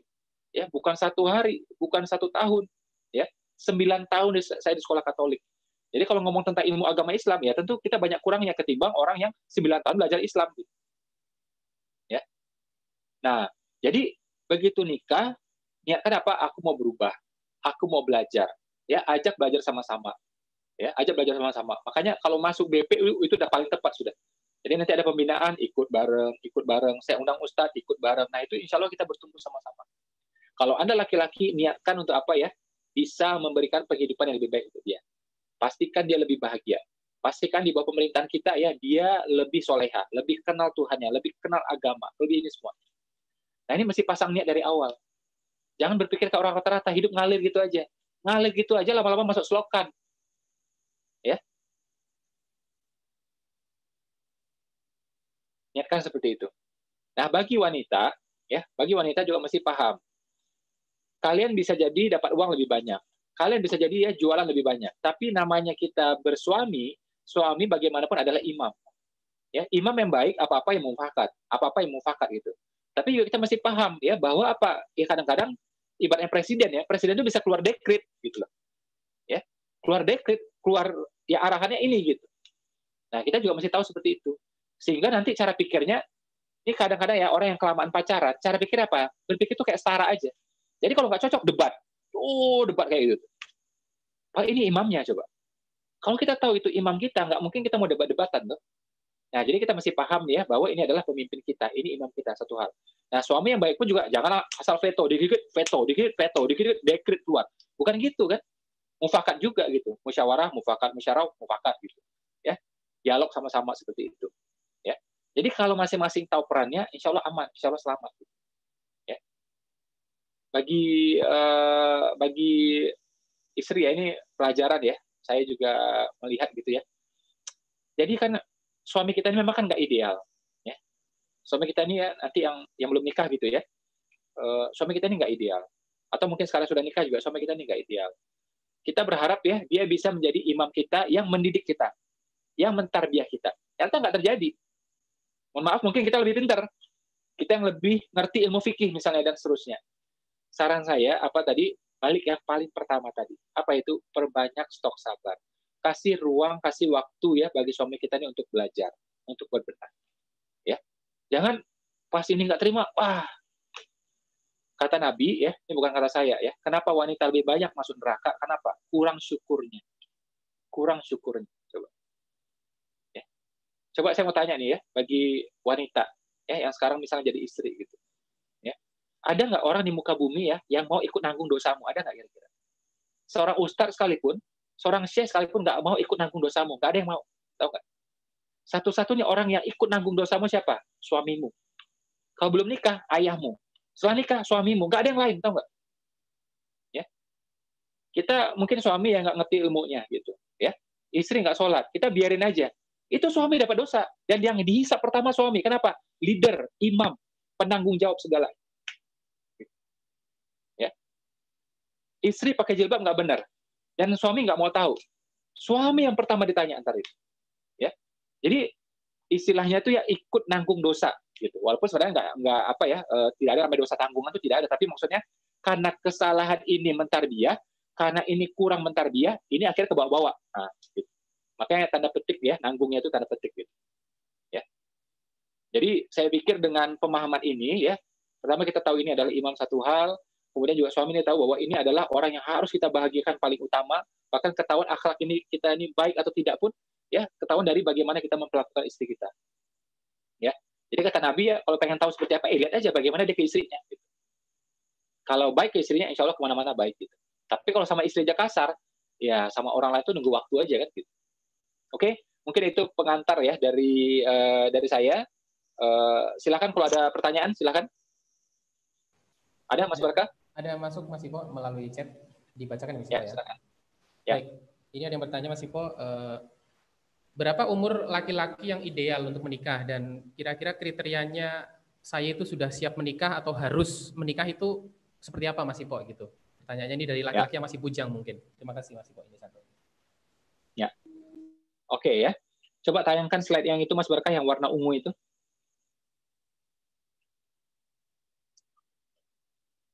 Nih, alhamdulillah nih ada penjelasannya di sini ya. Ya, oke. Jadi jelas ya bahwa laki-laki itu adalah imam, ya, pemimpin ya. Kalau imam itu artinya direktur lah, ya, yang meletakkan direction, arah gitu. Ya. Kemudian kewajiban nomor satunya adalah apa? Penafkahan ya dan perlindungan. Ya, menafkahi, melindungi ini kewajiban nomor satu. Bahkan dalam Islam itu soal cinta itu nggak ditanya. Jadi kalau Anda cinta sama istri, ya alhamdulillah itu bagus. Ya, makanya doa itu kan muncul kemudian. Mudah-mudahan ya kamu diliputi apa rasa sayang, cinta dan seterusnya kan. Tapi itu tidak menjadi syarat nikah. Syarat nikah adalah apa? Menafkahi, melindungi. Siap bertanggung jawab atas hidupnya dunia dan akhirat. Ya. Jadi masih paham nih. Banyak nggak paham nih. Nikah modal cinta doang gitu. Ya, nikah modal suka doang gitu. Banyak tuh kayak gitu. Jalan pernikahan 20 tahun nggak ngerti. Ya, hukum dasarnya apa? Ya, tanggung jawab dasarnya apa nggak paham. Oke. Terus wanita itu ya, ini penjelasannya panjang ya. Ini saya bahas dalam ketika wanita berbisnis gitu ya. Tapi intinya adalah Pak, wanita itu tidak boleh dia capek, tidak boleh stres. Ya, apalagi ditaruh target-target yang buat dia stres itu nggak boleh. Nanti nggak bagus buat kesuburannya dan seterusnya. Gitu ya. Oke, balik pertanyaan tadi ya. Ini saya sebenarnya mau singgung soal penafkahan ya. Jadi sebenarnya laki-laki itu kalau sudah bisa menafkahi dirinya sendiri dan rasa-rasanya dalam waktu dekat juga dia kayaknya bisa nafkahi orang gitu ya. Maksudnya calon istrinya, ya sudah itu berarti dia udah boleh nikah. Tentunya akhir balik gitu ya. Balik lagi spotlightnya ke saya. Ya, akhir balik mampu menafkahi dirinya sendiri ya dan rasa-rasanya bisa nih ya menafkahi satu orang lagi gitu. Atau ya sudah penafkahannya kayak gini doang ya, tapi dia memang mau diajak susah gitu. Makanya laki-laki kalau mau ngajak nikah itu mesti relatif apa ya? Relatif terbuka gitu. Ya. Maksudnya apa? Aku mau hidupku seperti ini gitu loh. Kamu mau nggak gitu? Jangan malah sebaliknya, nunjukin yang tinggi-tinggi. Ya, oh aku punya ini, aku ada juga uang di sana. Ini nggak boleh. Bahkan kalau dia punya hutang sekalipun, hutang itu besar, dia wajib kasih tahu. Aku sekarang lagi terlilit utang, gimana? Kamu mau nikah sama aku nggak? Gitu. Itu wajib dalam Islam, kasih tahu. Termasuk punya sakit ya atau penyakit ya atau cacat wajib kasih tahu. Ya. Nah, jadi kalau balik pertanyaan tadi, pertama akhir balik satu hal. Jadi misalnya usia 19 tahun, boleh, boleh. 18 tahun boleh, boleh. Akhir balik satu hal, ya. Terus ya dia mampu menafkahi dirinya sendiri. Nah, dan rasa-rasanya kayaknya aku kalau nafkahi dia bisa nih. Udah ada rasa-rasa kayak gitu, silakan nggak apa-apa. Ya. Saya sih cenderung ya, teman-teman, saya andai kata bisa ngulang semuanya ya. Saya pengen tuh nikah itu lebih awal. Ya. Jadi saya kasih tahu apa adanya kan. Saya pernah keliru, ya saya sampaikan ke teman-teman. Saya dulu juga pernah pacaran, ya sudah, itu nggak benar, teman-teman jangan tiru. Rugi pacaran itu. Pacaran itu kita tahu sendiri kan, pasti potensi dosanya besar sekali. Dosa itu berbekas dia. Makanya masalah dalam rumah tangga seringkali terjadi gara-gara apa? Pacaran yang kita lakukan dulu. Ya, apalagi pacaran yang berlama-lama tuh 5 tahun, ya 4 tahun, itu pacaran atau leasing motor itu lama banget gitu. Ya, ada lagi yang sampai tunangan totalnya itu 10 tahun, kayak KPR, lama banget coba. Ya kan? Nah, mau nikah juga nentukan hari baik, padahal semua hari itu baik. Hari kiamat aja nggak baik. Ya kan? Nah, sering tuh berlama-lama di sana. Dan berlama-lama itu kalau dalam rangkaian pacaran itu pasti nggak benar semua lah. Ya, banyak yang nggak benar sudah. Ya. Oh, saya pacarannya syariah masih po, endasmu saya bilang. Nggak ada syariah-syariahan itu. Ya. Nikah baru benar udah itu. Ya. Kalau nikah juga nggak usah ditanya, nggak usah disebutkan nikah syariah. Kalau nikah udah pasti syariah sudah. Aman sudah itu. Tapi kalau pacaran nggak ada istilah syariah tuh nggak ada udah itu. Ya. Jadi yang paling benar itu apa? Nikah. Memang demen sama dia udah lamar nikah gitu selesai. Udah. Ya. Bagi wanita, coba nih ya, wanita yang belum nikah coba angkat tangannya. Nah, pengen tahu laki-laki serius itu gampang. Ya, tanya sama dia, kapan kamu mau lamar aku? Selesai. Kapan kamu mau ketemu bapakku? Selesai. Aku cinta sama kamu. Kapan kamu mau lamar? Aku beneran cinta. Kapan kamu mau ngelamar? Kalau dia nggak bisa jawab, sepak aja selesai udah. Ya, tendangnya udah selesai. Orang kalau serius bisa sebutkan tanggalnya. Ini ada kisah bagus banget ya. Saya ini udah dengar ya belasan tahun yang lalu. Sampai sekarang saya masih ingat. Dan menurut saya nih ya, kisah pernikahan ini menurut saya seru banget gitu ya. Jadi ini saya sebenarnya nggak kenal dekat sama beliau gitu ya, tapi kemudian kita kenal cerita gitu ya. Saya seneng gitu. Jadi dia atasan lah ya di sebuah kantor ya, supervisor atau apalah gitu ya, atasan gitu ya, nerima lamaran lamaran pekerja gitu kan. Orang-orang yang calon pekerja itu diterima sama dia, diwawancara sama dia gitu. Kebetulan dia bidangnya SDM gitu. Banyak gitu kan. Nah, salah satu itu dia ketemu ini ya, dia lihat nih ada beberapa orang lamaran gitu kan, ada wawancara juga gitu kan. Nah, tiba waktu zuhur, ya, tiba waktu zuhur, sholat zuhur kan, di musola gitu, musola kantor gitu. Dia lihat seorang wanita yang lagi ngelamar-ngelamar itu belum sempat diwawancara waktu itu ya, tapi dia tahu nih dalam proses ini kan wawancara lah gitu, wawancara kerja gitu. Saya saking lamanya nggak kerja tuh saya lupa istilah-istilahnya gitu ya. Saya yang kerja sebentar doang soalnya ya. Nah pas dia lihat tuh di musola kantor itu, ini wanita tuh nangis, abis sholat nangisnya lama, udah nangisnya beneran gitu, kejar gitu ya. Dia liatin aja kan nih kenapa nih orang nangis, mungkin masalah kali gitu ya. Nah, udah selesai tuh jam istirahat ya. Kemudian lanjut lagi nih, ya, yang proses ya mewawancara ya orang-orang yang ngelamar ini gitu. Ketemu dengan wanita tadi itu, yang nangis itu. Dia ingat kan, karena nangis soalnya di musola, pasti ya tahu gitu. Nangisnya juga sampai bersuara gitu kan. Nah, pas wawancara tanya-tanya seperti itu, terus tanya kan, kamu tadi saya kayaknya lihat ya di musola nangis tadi. Kenapa nangis gitu? Ya, ada masalah apa? Jadi dia langsung tembak gitu, ada masalah apa gitu. Dia bilang, oh nggak ada masalah apa-apa. Nggak ada masalah, nggak ada masalah. Lah kok nangisnya sampai kayak gitu tadi? Sampai kedengeran kayak gitu. Ya saya kalau habis sholat ya doa. Kalau doa ya nangisnya kayak gitu, dia bilang. Oh gitu ya? Bilang. Iya. Oh. Dia bilang langsung, kalau gitu kamu nggak cocok kerja di perusahaan ini, dia bilang. Kaget itu kan, yang wanita itu kan. Kamu nggak cocok kerja di perusahaan ini. Kamu cocoknya jadi istri saya, dia bilang. Ngomong gitu langsung. Ya, kamu cocok jadi istri saya. Dan kantor ini tidak boleh suami istri kerja di perusahaan yang sama, dia bilang gitu. Oh kaget nih orang kan. Wah ini gila banget yang ngomong. Saya pas dengar itu langsung aja ketawa-ketawa, ini gila, saya bilang gitu. Ya, bapak ini gila, saya bilang gitu kan. Wah, saya nggak bisa. Tapi dia ngeliat nih kan si laki-lakinya kan agresif gitu kan. Ya udah tanya gini aja. Dia kan nggak berani jawab kan, nggak berani jawab. Ya udah gini aja. Tanya sama orang tuamu deh. Gitu. Ya, tanya sama orang tuamu. Ya, ya sudah saya tanya gitu. Akhirnya datang nih ketemu sama orang tuanya. Nah, pas sudah dia berkumpul sama orang tuanya, ngomong udah mulai agak jernih nih. Akhirnya si wanita bilang bahwa dia punya kayak pacar gitulah. Punya pacar relatif lama gitu ya. Kita suka sama suka, sayang sama sayang gitu ya. Dan kayaknya aku mau nikah sama dia gitu. Nah, si bapak ini ya, yang tadi wawancara itu, dia bilang apa? Gini aja, tanya sama calonmu itu, ya, dia serius atau enggak. Kalau dia serius, dia bisa sebutkan kapan yang melamar kamu. Coba tanya sama dia sekarang. Telepon sekarang. Dia kasih itu teleponnya, telepon sekarang gitu. Telepon sekarang coba. Ditodong kayak gitu coba. Depan orang tuanya lagi gitu kan. Saya dengar cerita itu dia sampai hentak-hentak kaki dia, saya juga sampai ini kan, sampai tawa-ketawa, saya ngikik-ngikik saya waktu itu. Ya. Akhirnya benar tuh, dia ambil telepon itu, dia telepon, tanya. Ternyata apa? Si laki-laki itu yang pacaran lama sama dia itu, yang katanya suka itu, yang katanya sayang itu, nggak bisa nyebutkan kapan melamarnya. Ya. Nggak tahu kapan, ancar-ancar pun nggak ketahuan sama sekali. Ya. Nah, artinya apa? Itu dia nggak serius. Kalau aku serius, aku langsung ketemu kamu, langsung ketemu orang tuamu, dan siap nikah gitu. Sekarang terserah kamu, mau pilih dia, nunggu dia, atau saya. Saran saya cari orang yang serius, dia bilang gitu. Cari orang yang serius. Aku serius, dia bilang. Ya kan? Aku serius, dia bilang gitu. Ya. Akhirnya ya kadarullah nikah tuh orang. Ya. Dan kata si laki-laki ini saya kenal gitu ya, dia cerita apa ya? Sepanjang saya nikah sampai sekarang, saya udah punya anak sekian, ya umur saya sudah sekian, saya belum pernah lihat istri saya putus tahajud. Itu keputusan terbaik saya seumur hidup saya. Gitu. Jadi tepat udah pilihannya. Ya. Nah, tapi ini kita jangan cari apa ya, jangan lihat aspek sensasi di sininya enggak gitu ya. Tapi laki-laki itu dinilai dari apa? Keseriusannya, kesungguhannya. Makanya kalau wanita nih di sini ya pengen tahu calon kita ini serius atau enggak, simple aja. Berani enggak dia ngelamar? Kalau enggak bullshit semuanya itu. Saya punya sepupu dulu kayak gitu juga ya. Dia pacaran juga waktu itu. Pacaran ini mapan, kaya, punya Mercy gitu. Ya. Tapi anak orang kaya doang, bukan karena ikhtiar sendiri gitu. Udah lama pacaran itu ditanya, kita mau ngapain nih? Lama pacaran gini. Kamu kapan mau ngelamar aku? Nggak bisa jawab. Ditodong gitu berkali-kali, nggak bisa jawab. Ya. Akhirnya apa ya? Dia nikah sama orang yang relatif biasa, gitu ya, punya bisnis kecil-kecilan, tapi orang ini berani ngelamar, berani ketemu ayahnya, langsung dia nikah. Itu sepupu saya.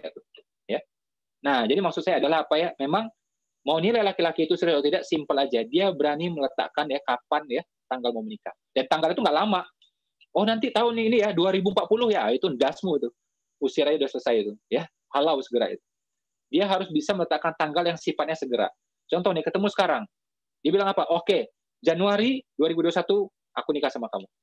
Ya, sekarang aku lagi mempersiapkan ini sebentar ya, nanti kita nikah. Nah, jadi harus gitu. Jadi simpel banget udah.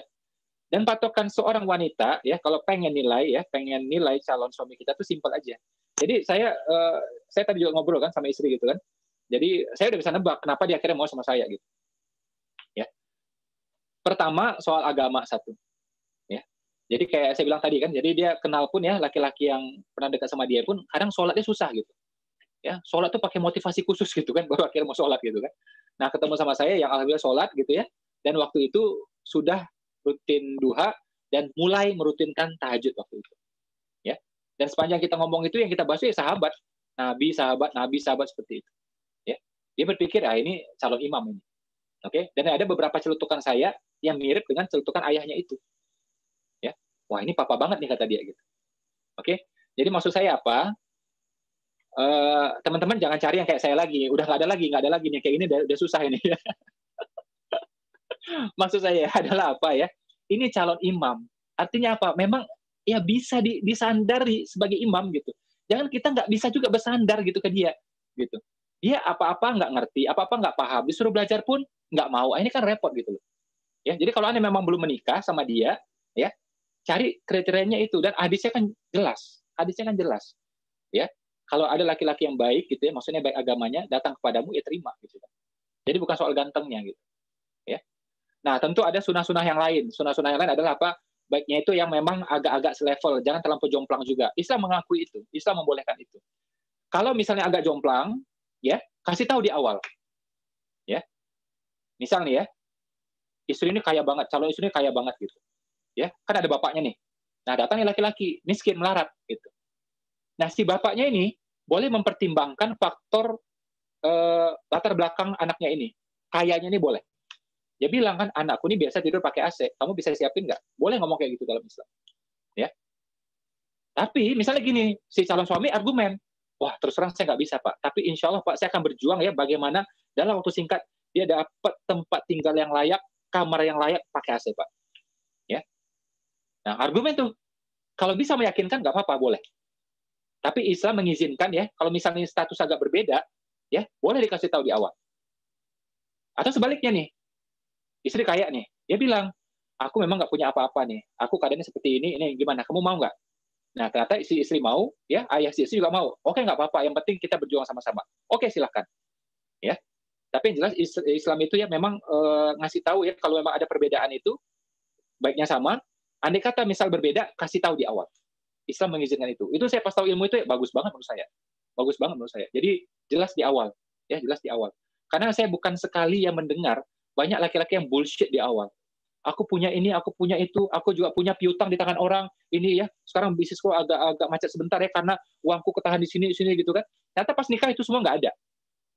Ya. Banyak tuh yang nikah pakai apa? Mobil teman gitu ya. Ternyata pas nikah dia nggak punya mobil ternyata. Ya.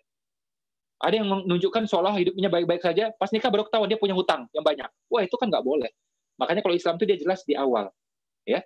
Jelas di awal ya, itu gunanya ta'aruf itu ya orang dewasa yang memutuskan. Dan wanita dalam Islam kan saya udah bilang, wanita dalam Islam kayak Ratu Inggris. Nggak semua orang boleh akses, nggak semua orang boleh ketemu. Ya. Raja dari negara lain, Perdana Menteri dari negara lain, nggak bisa ketemu Ratu Inggris. Hanya orang tertentu yang bisa. Kalau kita dari negara berkembang, nggak bisa. Hanya bisa kalau apa menguntungkan buat Inggris. Baru bisa ketemu. Dan ketemu Ratu Inggris nggak bisa berdua. Ratu, aku pengen ketemu di berdua, privat, boleh nggak? Nggak boleh. Kalau dia pasti bawa timnya. Oke? Dan andai kata ketemu pun belum tentu kita bisa pegang tangannya. Salaman tuh nggak bisa, tau nggak? Itu Ratu Inggris. Andai kata salaman pun, dia pakai sarung tangan. Itu Ratu Inggris. Bahasa lainnya apa? Kamu siapa? Ya, seenaknya ketemu aku coba. Seenaknya ketemu berdua coba. Seenaknya salaman juga. Nggak bisa. Nah, itu Ratu Inggris tuh. Dalam Islam, seluruh wanita diperlakukan persis kayak Ratu Inggris. Dijaga benar-benar. Oleh ayahnya, atau pamannya, atau saudara laki-laki. Karena yang ngerti cara pikir laki-laki, ya laki-laki. Kayak saya waktu itu, kayak kakak saya kan, mau dia dekati itu beberapa cowok gitu. Saya bisa tahu, ini yang benar, yang nggak benar saya tahu. Saya yang pertama tahu, ya, bahwa yang ini yang baik. Saya bilang waktu itu sama kakak saya, ini orang ya, kalau diajak pacaran nggak bisa nih. Ya. Saya bilang orang ini, ya mohon maaf ya, agak kampungan saya bilang. Tapi saya bilang kakak saya panggil Mbak kan. Tapi kalau Mbak pengen cari jodoh untuk ajak berumah tangga, berkeluarga, ini cocok. Memang dia nggak gaul ya, nggak kelihatan kayak pemuda-pemuda lain gitu ya, nggak gaul lah pokoknya gitu. Tapi insya Allah ini bertanggung jawab saya bilang. Itu waktu itu ya saya ngomong, nggak ada yang setuju tuh. Ibu saya nggak setuju, kakak saya juga nggak setuju. Gitu. Tapi ternyata apa, nikah sama itu juga akhirnya. Dan alhamdulillah sampai sekarang bahagia alhamdulillah. Ya, terbukti itu omongan saya. Ya. Jadi yang bisa nilai laki-laki adalah siapa? Laki-laki juga. Makanya wanita dalam Islam itu dilindungi oleh laki-laki di sekitarnya. Ayahnya, pamannya ya, atau saudara laki-laki. Oke, pertanyaan berikutnya. Ya, silakan. Ini seorang wanita muslimah sudah berusaha memantaskan diri Mas Ipo untuk menjadi lebih baik. Nah, kemudian datang laki-laki serius gitu, mungkin untuk melamarnya. Tapi yang dia tahu laki-laki itu masih kurang baik karena masih banyak memegang adat, kemudian tidak sesuai syariat, ya mungkin dari sisi-sisi itu, Mas. Nah, apakah wanita ini boleh menolaknya atau tidak? Itu yang pertama. Kemudian yang kedua sebaliknya, apakah boleh wanita mengajukan diri ke laki-laki yang mungkin menurut dia ini ada laki-laki baik, kemudian dia mengajukan diri. Nah, itu bagaimana? Nah, ini dua ini, Mas. Silakan, Mas. Terima kasih. Ya. Jadi gini, kalau cari laki-laki yang sempurna kan susah, ya. Bahkan ya Andra and the Backbone juga nggak sempurna kan gitu. Nah, jadi kalau misalnya ada kesalahan, ada ketidaksempurnaan yang kira-kira tahapnya bisa kita toleransi. Gitu. Misal dia, wah kita di BP culture sholat duha, dia belum sholat duha misalnya. Ya sudahlah, nggak apa-apa. Ya, yang penting wajib kepegang, gitu loh. Ya. Wah dia suka tuh masih adat ini macam-macam. Oke, adatnya seperti apa? Kalau jatuhnya pada musyrik ya jangan. Ya. Misalnya hobinya mandiin keris gitu kan, tiap malam ini ngomong, nah itu jangan udah ya. Tapi kalau cuma adat biasa doang gitu kan, dia sangat menghargai adatnya ya, dia juga menghargai bahasa daerahnya, ya nggak apa-apa gitu. Itu kan masih yang tolerable lah gitu, tolerable gitu. Dia misalnya dari keluarga Aceh, dia Aceh banget gitu, ya nggak apa-apa. Aceh kan juga insya Allah baik gitu. Dia orang Bugis, ternyata Bugis banget, ya nggak apa-apa ya. Tapi kalau ternyata yang arahnya ke musyrik, nah itu ya jangan, ya. Atau misalnya apa ya? Misalnya juga, kadang-kadang ngomongnya suka ketus gitu misalnya. Ya ini menurut saya bukan sesuatu yang fatal, gitu. Tapi kalau apa? Dia pengedar narkoba, ini jangan. Tentu dia bisa berubah lebih baik. Tapi menurut saya kalau kita bisa pilih di awal, ya pilih di awal lah. Ngapain kita nikah sama bandar narkoba coba? Ya kan? Nanti kerja kita nyimeng bareng sama dia malah. Ya ngapain coba gitu kan? Oh saya ingin memperbaiki dia Pak. Waduh sebelah repot lah. Kalau ada barang bagus ambil barang bagus saja saya bilang. Ngapain cari barang yang udah bonyok gitu kan? Kecuali itu sudah jadi suami Anda ya sudahlah. Gitu. Tapi kalau belum ya masih bisa milih kan gitu. Jadi kalau misalnya dia punya, mohon maaf ya, kejahatan yang sifatnya ekstrim kayak gitu ya, kriminal, narkoba gitu ya, pengedar, nah saya bilang udah janganlah dari awal gitu. Ya. Atau kasar. Nah satu hal yang saya mau pesankan teman-teman ya, kalau dia miras jangan. Ya, miras jangan. Dalam Islam miras dosa besar. Walaupun mungkin ya ini sekarang itu ya media pergaulan menganggap miras itu biasa aja, bahkan bagian dari pergaulan tuh. Ya, miras itu dosa besar. Ya. Saya ngomong apa adanya ya. Saya punya teman laki-laki ya, teman-teman main saya dulu itu banyak yang miras. Ya, banyak ya bir lah macam-macam semuanya itu kan. Ya. Satu hal yang saya lihat adalah apa? Orang yang terbiasa dengan miras itu kasar, jiwa itu kasar. Karena apa? Kan Nabi bilang kan, itu najis itu. Ya, najisnya setan itu kata Nabi. Itu diminum coba. Nggak heran kelakuannya kayak setan. Nggak heran apa? Gampang tempeleng itu gampang juga gitu. Jadi jiwa itu kasar gitu. Ya, makanya kalau miras ya terhadap siapapun saya bilang nggak ada toleransi. No, saya bilang. Kecuali saya bilang apa? Sudah jadi suamimu, ya sudah perbaiki ini, saya bilang. Tapi kalau masih bisa milih, jangan ambil yang ini, saran saya. Cari yang lain aja. Ya. Jadi kalau yang kesalahan-kesalahan kecil, ya atau misalnya kekurangan-kekurangan kecil nggak apa-apa gitu. Misalnya dia agak ketus sedikit sama orang tuaku, ya nggak sopan-sopan banget. Ya baik sih baik, tapi kurang sopan misalnya gitu kan. Dia pegang adat banget misalnya, ya itu masih nggak melanggar syariat, ya nggak apa-apa lah gitu. Ya. Karena kalau kita mau cari sempurna banget repot. Kadang ada orang ya duha bagus, tahajud bagus gitu. Tapi kadang kalau ngomong itu kasar gitu, ada juga kan. Nah ini kan Kita mau cari sempurna semuanya kan agak repot gitu. Oke, ada lagi pertanyaan berikutnya. Tadi yang pertanyaan keduanya apa ya? Menawarkan diri, Mas. Bolehkah wanita Oh menawarkan ya, diri ke laki-laki? boleh. Khadijah melakukannya. Tapi jangan kita ngomong langsung, pakai perantara. Jadi kita punya marwah. Ya, jadi ada pihaknya Khadijah yang laki-laki, ya, itu ngomong pada Rasulullah. Dan sebelumnya yang laki-laki ini, yaitu nemani Rasulullah dagang. Itu adalah spy-nya, ya, spy-nya dari Khadijah untuk mengetahui Muhammad ini benar nggak, gitu. Waktu itu kan belum diketahui sebagai nabi kan. Jadi pemuda yang namanya Muhammad ini benar nggak gitu, ya? Apakah iya? Kan waktu itu udah beredar tuh kabarnya tuh, ya, Muhammad ini jujur, amin, sama orang santun, ngomongnya halus, kalau sama karyawan juga baik, pas makan ngajak orang, janjian sama orang on time, itu kan kabarnya beredar tuh. Nah, Khadijah pengen tahu benar nggak cerita itu. Makanya dia utus ya salah satu dari keluarga dia ya untuk dagang bareng bersama Rasulullah gitu. Barangnya juga dari Khadijah waktu itu. Buktikan benar nggak itu. Nah, terbukti benar kan? Habis itu kasih tahu, udah aku ini sama dia gitu. Boleh, tapi jangan ngomong langsung, ya. Apalagi DM langsung nikahi aku, jangan. Ya. Nanti wanita itu kalau mahal itu bagus gitu. Kalau kayak gitu tuh jadinya nggak mahal, nggak bagus jadinya. Ya, kalau ngomong-ngomong langsung gitu. Oke, yang lain silakan. Ya, jadi ini saya masih bujang, masih kok ceritanya Ya. ini ya. Seorang laki masih bujang, dia mau fokus, sekarang sedang fokus di BP. Dan sekarang sedang merawat kedua orang tuanya. Nah, kebetulan orang tuanya berpisah, jadi dua di rumahnya berbeda, jadi dia harus bergantian ke sana kemari. Nah, dia targetkan nikah itu 4 tahun lagi. Nah, saran Mas Ipo bagaimana? Apakah dia harus fokus dulu atau bagaimana Mas Ipo? Terima kasih. Jadi sayang sama orang tua, berbakti sama orang tua itu bukan berseberangan dengan pernikahan. Justru kalau kita nikah, nanti itu orang tua kita tambah senang. Kita nikah itu bagian dari berbakti sama orang tua. Saya ketemu dengan banyak orang ya, itu dia nunda nikah gara-gara apa? Pengen berbakti dulu katanya. Keliru. Justru dengan nikah itu kita berbakti. Cobalah ya, orang tua lihat anak nikah pasti senang. Punya cucu tambah senang. Gitu loh. Ya. Nah, tinggal nanti dikompromikan aspek teknisnya. Contoh gini nih, ibuku sakit-sakitan, gimana nih? Gitu. Aku kalau yang aku mau kita nikah, ya ibuku ikut aku, kita serumah semua. Gimana? Kamu siap nggak? Gitu. Atau ya ibu jadi tetangga gitu, ya sebelahan rumah dengan aku. Kamu siap nggak? Gitu. Kalau siap, ayo kita nikah. Jadi prinsipnya seperti itu. Karena kalau nungguin orang tua ini nggak selesai. Masa nunggu orang tua sampai meninggal? Ya. Kalau umurnya panjang gimana coba? Umur sampai 90 tahun, kita nggak nikah-nikah, kan nggak bener. Nggak ada ajaran Islam seperti itu.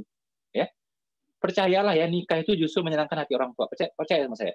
Justru orang tua tuh risau lihat anaknya nggak nikah. Risau itu. Ya. Entah laki-laki, entah perempuan, ya, anaknya nggak nikah pasti risau. Gitu. Orang tua dapat mobil, senang. Tapi lebih senang lagi kalau apa? Anaknya nikah. Percaya sama saya. Ya, walaupun nanti jodohnya apa? Nggak punya mobil. Ya.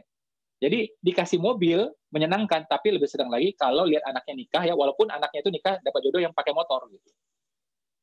Ya. Nah, gitu cara pikirnya. Oke, satu terakhir. Ya, baik, terakhir Mas. Atau ada beberapa, sebutin aja beberapa ya kalau bisa biar saya bisa jawab cepat. Ya. Terkait walimah, itu apakah harus atau tidak dan tanggung jawab siapa? Itu satu, Mas. Kemudian yang kedua, kalau menghibah anak perempuan itu ada syarat-syarat tertentu atau tidak, Pak Ibo? Mengajukan. Terima kasih. Menghibah itu melamar ya.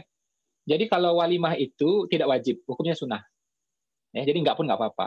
Yang sah itu ya ada penghulunya, ada saksinya, ya ada maharnya, udah sah udah. Jadi kalau nggak punya apa-apa pun ya nggak apa-apa, sederhanakan aja. Nikah itu prinsipnya apa tadi saya bilang tadi? Sederhanakan, segerakan. Udah, spiritnya itu. Kita menyegerakan suatu ibadah yang besar. Masa Allah nggak bantu kita? Allah bantu kita kok. Makanya orang niatnya, kalau benar ya, itu nikah muda, itu banyak rezekinya bagus. Niat benar, nikah muda, rezekinya bagus. Ya. Tadi saya ada bahas juga, bagaimana kalau misalnya udah terlanjur pacaran, Pak? Banyak macam-macam lah gitu. Ya nggak ada cara lain ya, kita tobati, disesali. Ini kadang-kadang orang punya portfolio pacar, dibanggain sama dia. Oh, aku pernah pacaran sama ini. Oh, total gitu. Itu namanya nggak nyesal itu. Ya, itu namanya nggak nyesal itu. Nah, dosa itu biar gugur apa? Syarat nomor 1, disesali. Nomor 1. Jadi sebelum kita minta ampun pun, kalau kita udah sesali, itu udah langkah pertama tuh. Kadang-kadang tangan kita belum terangkat tuh. Minta tobat tuh belum juga terangkat. Tapi kita udah merasa menyesal. Nah, itu langkah pertama. Ya. Jadi nomor 1 disesali dulu. Ada orang berhenti minum miras, tapi dibanggain sama dia. Wah, dulu aku minum tuh apa Jack D, Contru, disebutin sama dia. Itu bukan nyesal, itu bangga itu. Ya. Sama juga, saya nggak pacaran, tapi saya dulu pernah pacaran dulu. Wah, artis loh, model loh ini, wah orang Jawa pernah. Itu nggak nyesal juga itu. Itu bangga itu nggak benar itu. Ya.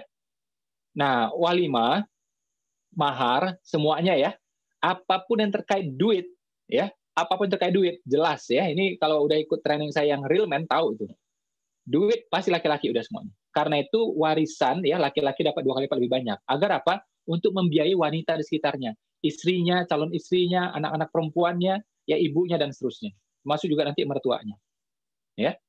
Jadi atas nama duit itu ya laki-laki semua. Boleh nggak keluarga wanita bantu? Ya boleh banget. Ya, tapi kewajiban nggak ada yang sebenarnya. Ya, itu adalah tanggung jawab laki-laki. Ya. Ini itu saya bilang tadi ya, banyak mitos yang seliweran ya di seputar pernikahan. Sering banget tuh ya apa pihak laki-laki penuntut kepada pihak wanita. Ini biaya 100 juta, kamu 50 juta ya. Ah, ini nggak benar ini. Kalau memang dia mau kasih, mau bantu silakan, tapi harusnya ya pihak laki-laki semua. Bahkan bukan pihak laki-laki, si laki-lakinya. Si laki-lakinya siapa mau nikah? Itulah gitu. Terus gini kan, teman-teman misalnya ya ketemu dengan perempuan yang disukai gitu, ya bagi laki-laki ini. Ternyata maharnya sekian gitu. Kan memang adabnya wanita meringankan mahar, tapi ternyata dia minta mahar sekian. Saran saya, kalau memang macam-macam kriteria dia oke lah gitu ya, mungkin di mata kita menarik satu hal, soleha juga insya Allah gitu ya, perjuangkan aja nggak apa-apa. Kenapa? Anggap ya, misal kita agak berat nih, waduh masa uangnya sekian sih, masa maharnya sekian sih, anggap itu ujian kehidupan. Karena nanti begitu Anda menikah, memang Anda akan ketemu dengan kejadian-kejadian seperti itu. Anak sakit dadakan ya, harus uangnya ada sekian dalam waktu 1 hari. Bisa kayak gitu. Ya. Atau saudara punya kasus gitu ya, ketahan di kantor polisi ya, perlu ada ini, perlu dana sekian. Hari itu juga, malam itu juga. Itulah kehidupan. Nah, Anda bisa nggak cari itu dalam waktu singkat? Itulah ujiannya laki-laki. Ya, jadi kalau memang terpaksa ketemu dengan kejadian seperti itu, positive thinking aja. Ya, kalau memang ini layak untuk diperjuangkan, ya perjuangkan. Kecuali ya itu, Anda sama lihat mukanya udah nggak demen, amal nggak jelas, ngapain aku perjuangkan gitu kan. Ini mahal banget nih, tampang nggak jelas gitu kan, amal nggak jelas, kemahalan nih nggak jadi dah gitu kan. Nah itu nggak apa-apa gitu ya. Tapi kalau memang menarik di hati kita ya, dan insya Allah juga dia soleha, nggak apa-apa, perjuangkan. It's okay gitu. Ya. Terus apalagi tadi, boleh nggak berhutang untuk mahar? Boleh. Membesarkan mahar ya, terus kita berhutang? Boleh. Hukumnya nikahnya sah nggak? Sah. Ternyata hutang nggak dibayar gimana? Dia hanya terjebak pada hukum hutang tadi, hutang yang tidak lunas, tapi tidak menggugurkan pernikahannya. Ya. Jadi misalnya gini nih, kan ada tuh, makanya dibilang kan apa nih? Kalau yang kayak orang rata-rata ya disebutkan tunai gitu kan. Nah, tapi sebenarnya bisa sebaliknya juga, utang bisa juga gitu. Walaupun sebenarnya nggak disebutkan gitu. Ya. Utang itu ya utang gitu. Aku utang sama dia ya mahar 20 juta gitu. Ternyata sudah 3 tahun nikah belum lunas juga tuh 20 juta, masih nyicil 300.000 gitu. Misalnya gitu kan. Nah, itu pasti bukan keluarga BP itu ya. Kalau keluarga BP mah insya Allah mah berapa bulan lunas sudah itu ya. Ternyata kasusnya kayak gitu misalnya. Pernikahannya tetap sah, ya yang menjadi masalah adalah apa? Dia tersangkut pada utang piutang. Itu aja. Ya.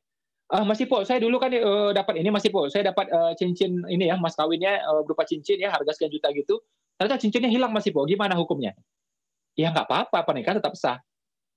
Ini kadang-kadang ada yang merasa tuh pernikahannya sudah cacat keberkahannya, cacat kesahannya gitu ya, gara-gara maharnya hilang. Enggak.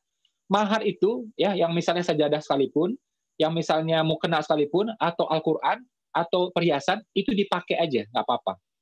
Ya, andai kata dia sajadah itu one day rusak, ya nggak apa-apa, udah waktunya rusak gitu. Ya tentu kita berusaha menghemat gitu ya. Tapi jangan berpikir gara-gara sajadahnya rusak, gara-gara Al-Qur'annya rusak, ini merusak juga pernikahan. Nggak ada hukumnya kayak gitu, nggak ada. Even tuh ya cincinnya hilang gitu misalnya, ini maharnya, ya nggak apa-apa, tidak mengurangi pernikahan sama sekali. Ya karena dia udah jadinya benda biasa aja sudah. Ya yang penting pas penyerahan itu ada, selesai sudah. Ya. Terus lagi ya, saya mau kasih tahu waktu menikah. Yang baik kapan? Yang paling bagus hari Jumat sore. Kalau nggak bisa sore, pagi. Kita tahu ya orang Islam apa the best day adalah Jumat.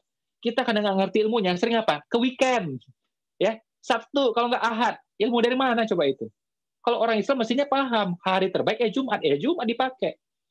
Dan dibikin asar itu lebih baik. Asar itu waktunya istimewa kan, menjelang maghrib itu istimewa, doa makbul kan, gitu. Nah itu bikin di situ bagus banget. Terus juga ya Allah itu maha tahu, Allah itu maha tahu. Kita baru nikah nih, ya. Kita kan pasti kebelet banget kan, ya pengen malam pertama sama istri gitu kan. Kalau dari pagi nunggu malam itu kelamaan, ya kelamaan. Tamu nggak pulang-pulang lagi. Wah ini tamu ini kapan pulangnya gitu kan? Kita udah nungguin, aduh gitu. Apalagi laki-laki gitu. Biasanya laki-laki gitu, ya. Nah tapi kalau dari asar nunggu ke malam kan cepet. Jadi waktu nunggunya nggak lama, ya. Waktu nunggunya nggak lama. Tapi kalau nikahnya jam 7 pagi, nunggu jam 10 malam, masya Allah itu godaannya besar ya. Pulang kenapa gitu kan. Nah, makanya berdasarkan dua pertimbangan itu, ya, yang lebih baik itu adalah di asar. Dan amal itu dalam Islam itu apa? Sukanya segera.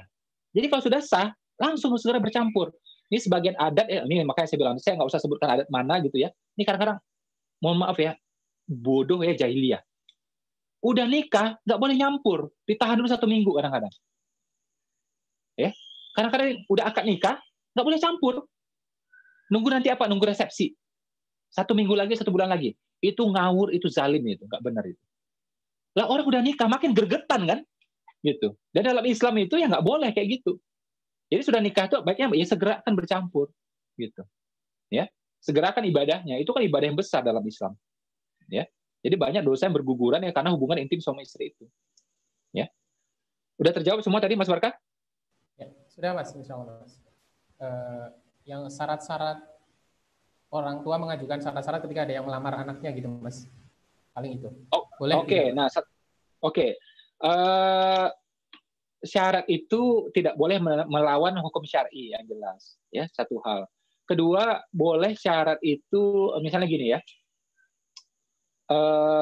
Misal gini, kamu boleh nikah sama anak saya, tapi kamu harus hafiz 1 juz misalnya, gitu. Tapi itu sebagai syarat aja, itu bukan mahar. Nah, kadang-kadang ini beredar ya di kalangan, ya alhamdulillah ini keluarga soleh gitu ya, tapi menganggap hafalan Al-Quran itu mahar. Keliru, mohon maaf saya bilang. Hafalan itu hanya boleh ditaruh sebagai syarat, tapi bukan mahar. Beda. Mahar sesuai definisinya harta. Ya, mahar itu harta. Maka di zaman Rasulullah ya ada yang ya Rasulullah aku nggak punya apa-apa nih. Kata Nabi, ya apapun lah, ya. Kamu misalnya punya pakaian, kasih pakaian, punya terompah, kasih terompah, punya cincin besi, kasih cincin besi gitu. Aku nggak punya juga ya Nabi gitu. Kalau nggak bisa juga, nggak punya juga, ajarkan di Al-Fatihah, ya. Nah, kenapa mengajarkan itu kan ibaratnya jeripayah. Jeripayah itu ibaratnya bisa dikonversi pada rupiah gitu loh, bisa diuangkan loh. Nah, jadi boleh juga. Tapi bukan karena Al-Fatihahnya, karena mengajarkannya itu jeripayah gitu. Jadi mesti paham yang namanya mahar itu ya sifatnya harta. Jadi kalau misalnya kamu kalau mau nikah sama anakku hafal dulu 1 juz, harus hafal Ar-Rahman misalnya gitu. Ya itu sebagai syarat aja, tapi itu bukan mahar. Ya, mahar sebaik-baiknya tetap harta. Adab dari laki-laki membesarkan. Adab dari perempuan ya sebaik-baiknya perempuan adalah apa? Meringankan. Jadi kalau satu berusaha membesarkan, satu meringankan, berapapun angka yang ketemu jadinya enak. Tapi kalau dibalik, ini jadinya nggak enak. Perempuan, laki-laki berusaha memurah-murahin. Ini berusaha mahal-mahalin. Nah, ini jadinya nggak enak, Tas. Ya? Apa?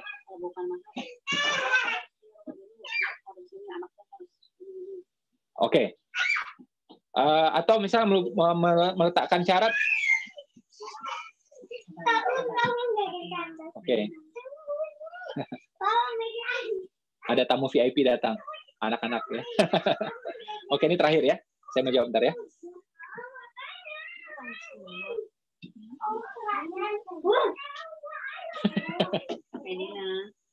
Jadi misalnya gini, kamu boleh nikah kalau kamu misalnya jadi manajer dulu.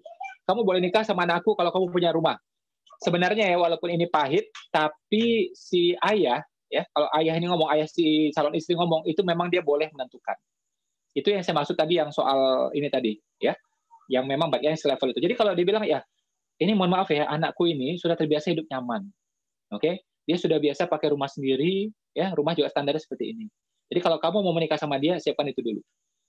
Nah, ini namanya syarat. Kalau memang ayahnya menetapkan itu ya silakan. Itu memang hak ayahnya, hak ayahnya. Gitu. Tapi kalau saya ditanya, baik nggak cara seperti itu? Ya, menurut saya kurang baik juga. Tapi kalau kita jujur ngomong syariat, itu dibolehkan dalam Islam. Ya, makanya kayak keluarga raja tuh. Ya ada orang rakyat biasa melamar gitu. Ya keluarga raja dia boleh ngomong, ya kamu nggak cocok gitu. Kamu nggak cocok. Ya lingkungan raja itu biasa seperti ini. Kamu bisa nggak? Gitu. Ya. Atau sebaliknya tadi, ya, si laki-lakinya bilang kan bahwa ya saya nggak punya apa-apa, tapi saya gini-gini, gimana, siap nggak sih bisa hidup sederhana? Kalau memang ini siap, ya boleh juga, nggak apa-apa.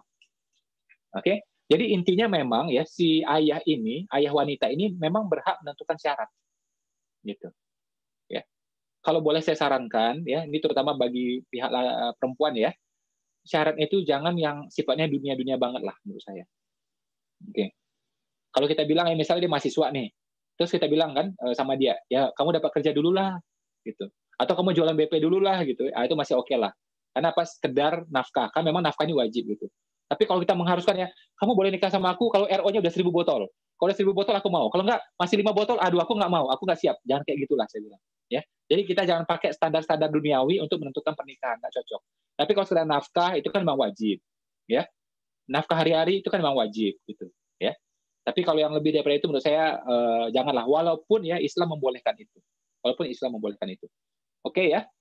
Mungkin itu saja dari saya. Ini kalau kita ngomong nikah dan hidup pernikahan memang nggak selesai-selesai gitu ya. Jadi mudah-mudahan kita bisa sambung lagi kapan-kapan. Ya. Itu saja ya. Ini udah malam ya, malam Jumat ini lagi. Itu saja, mudah-mudahan ada manfaatnya.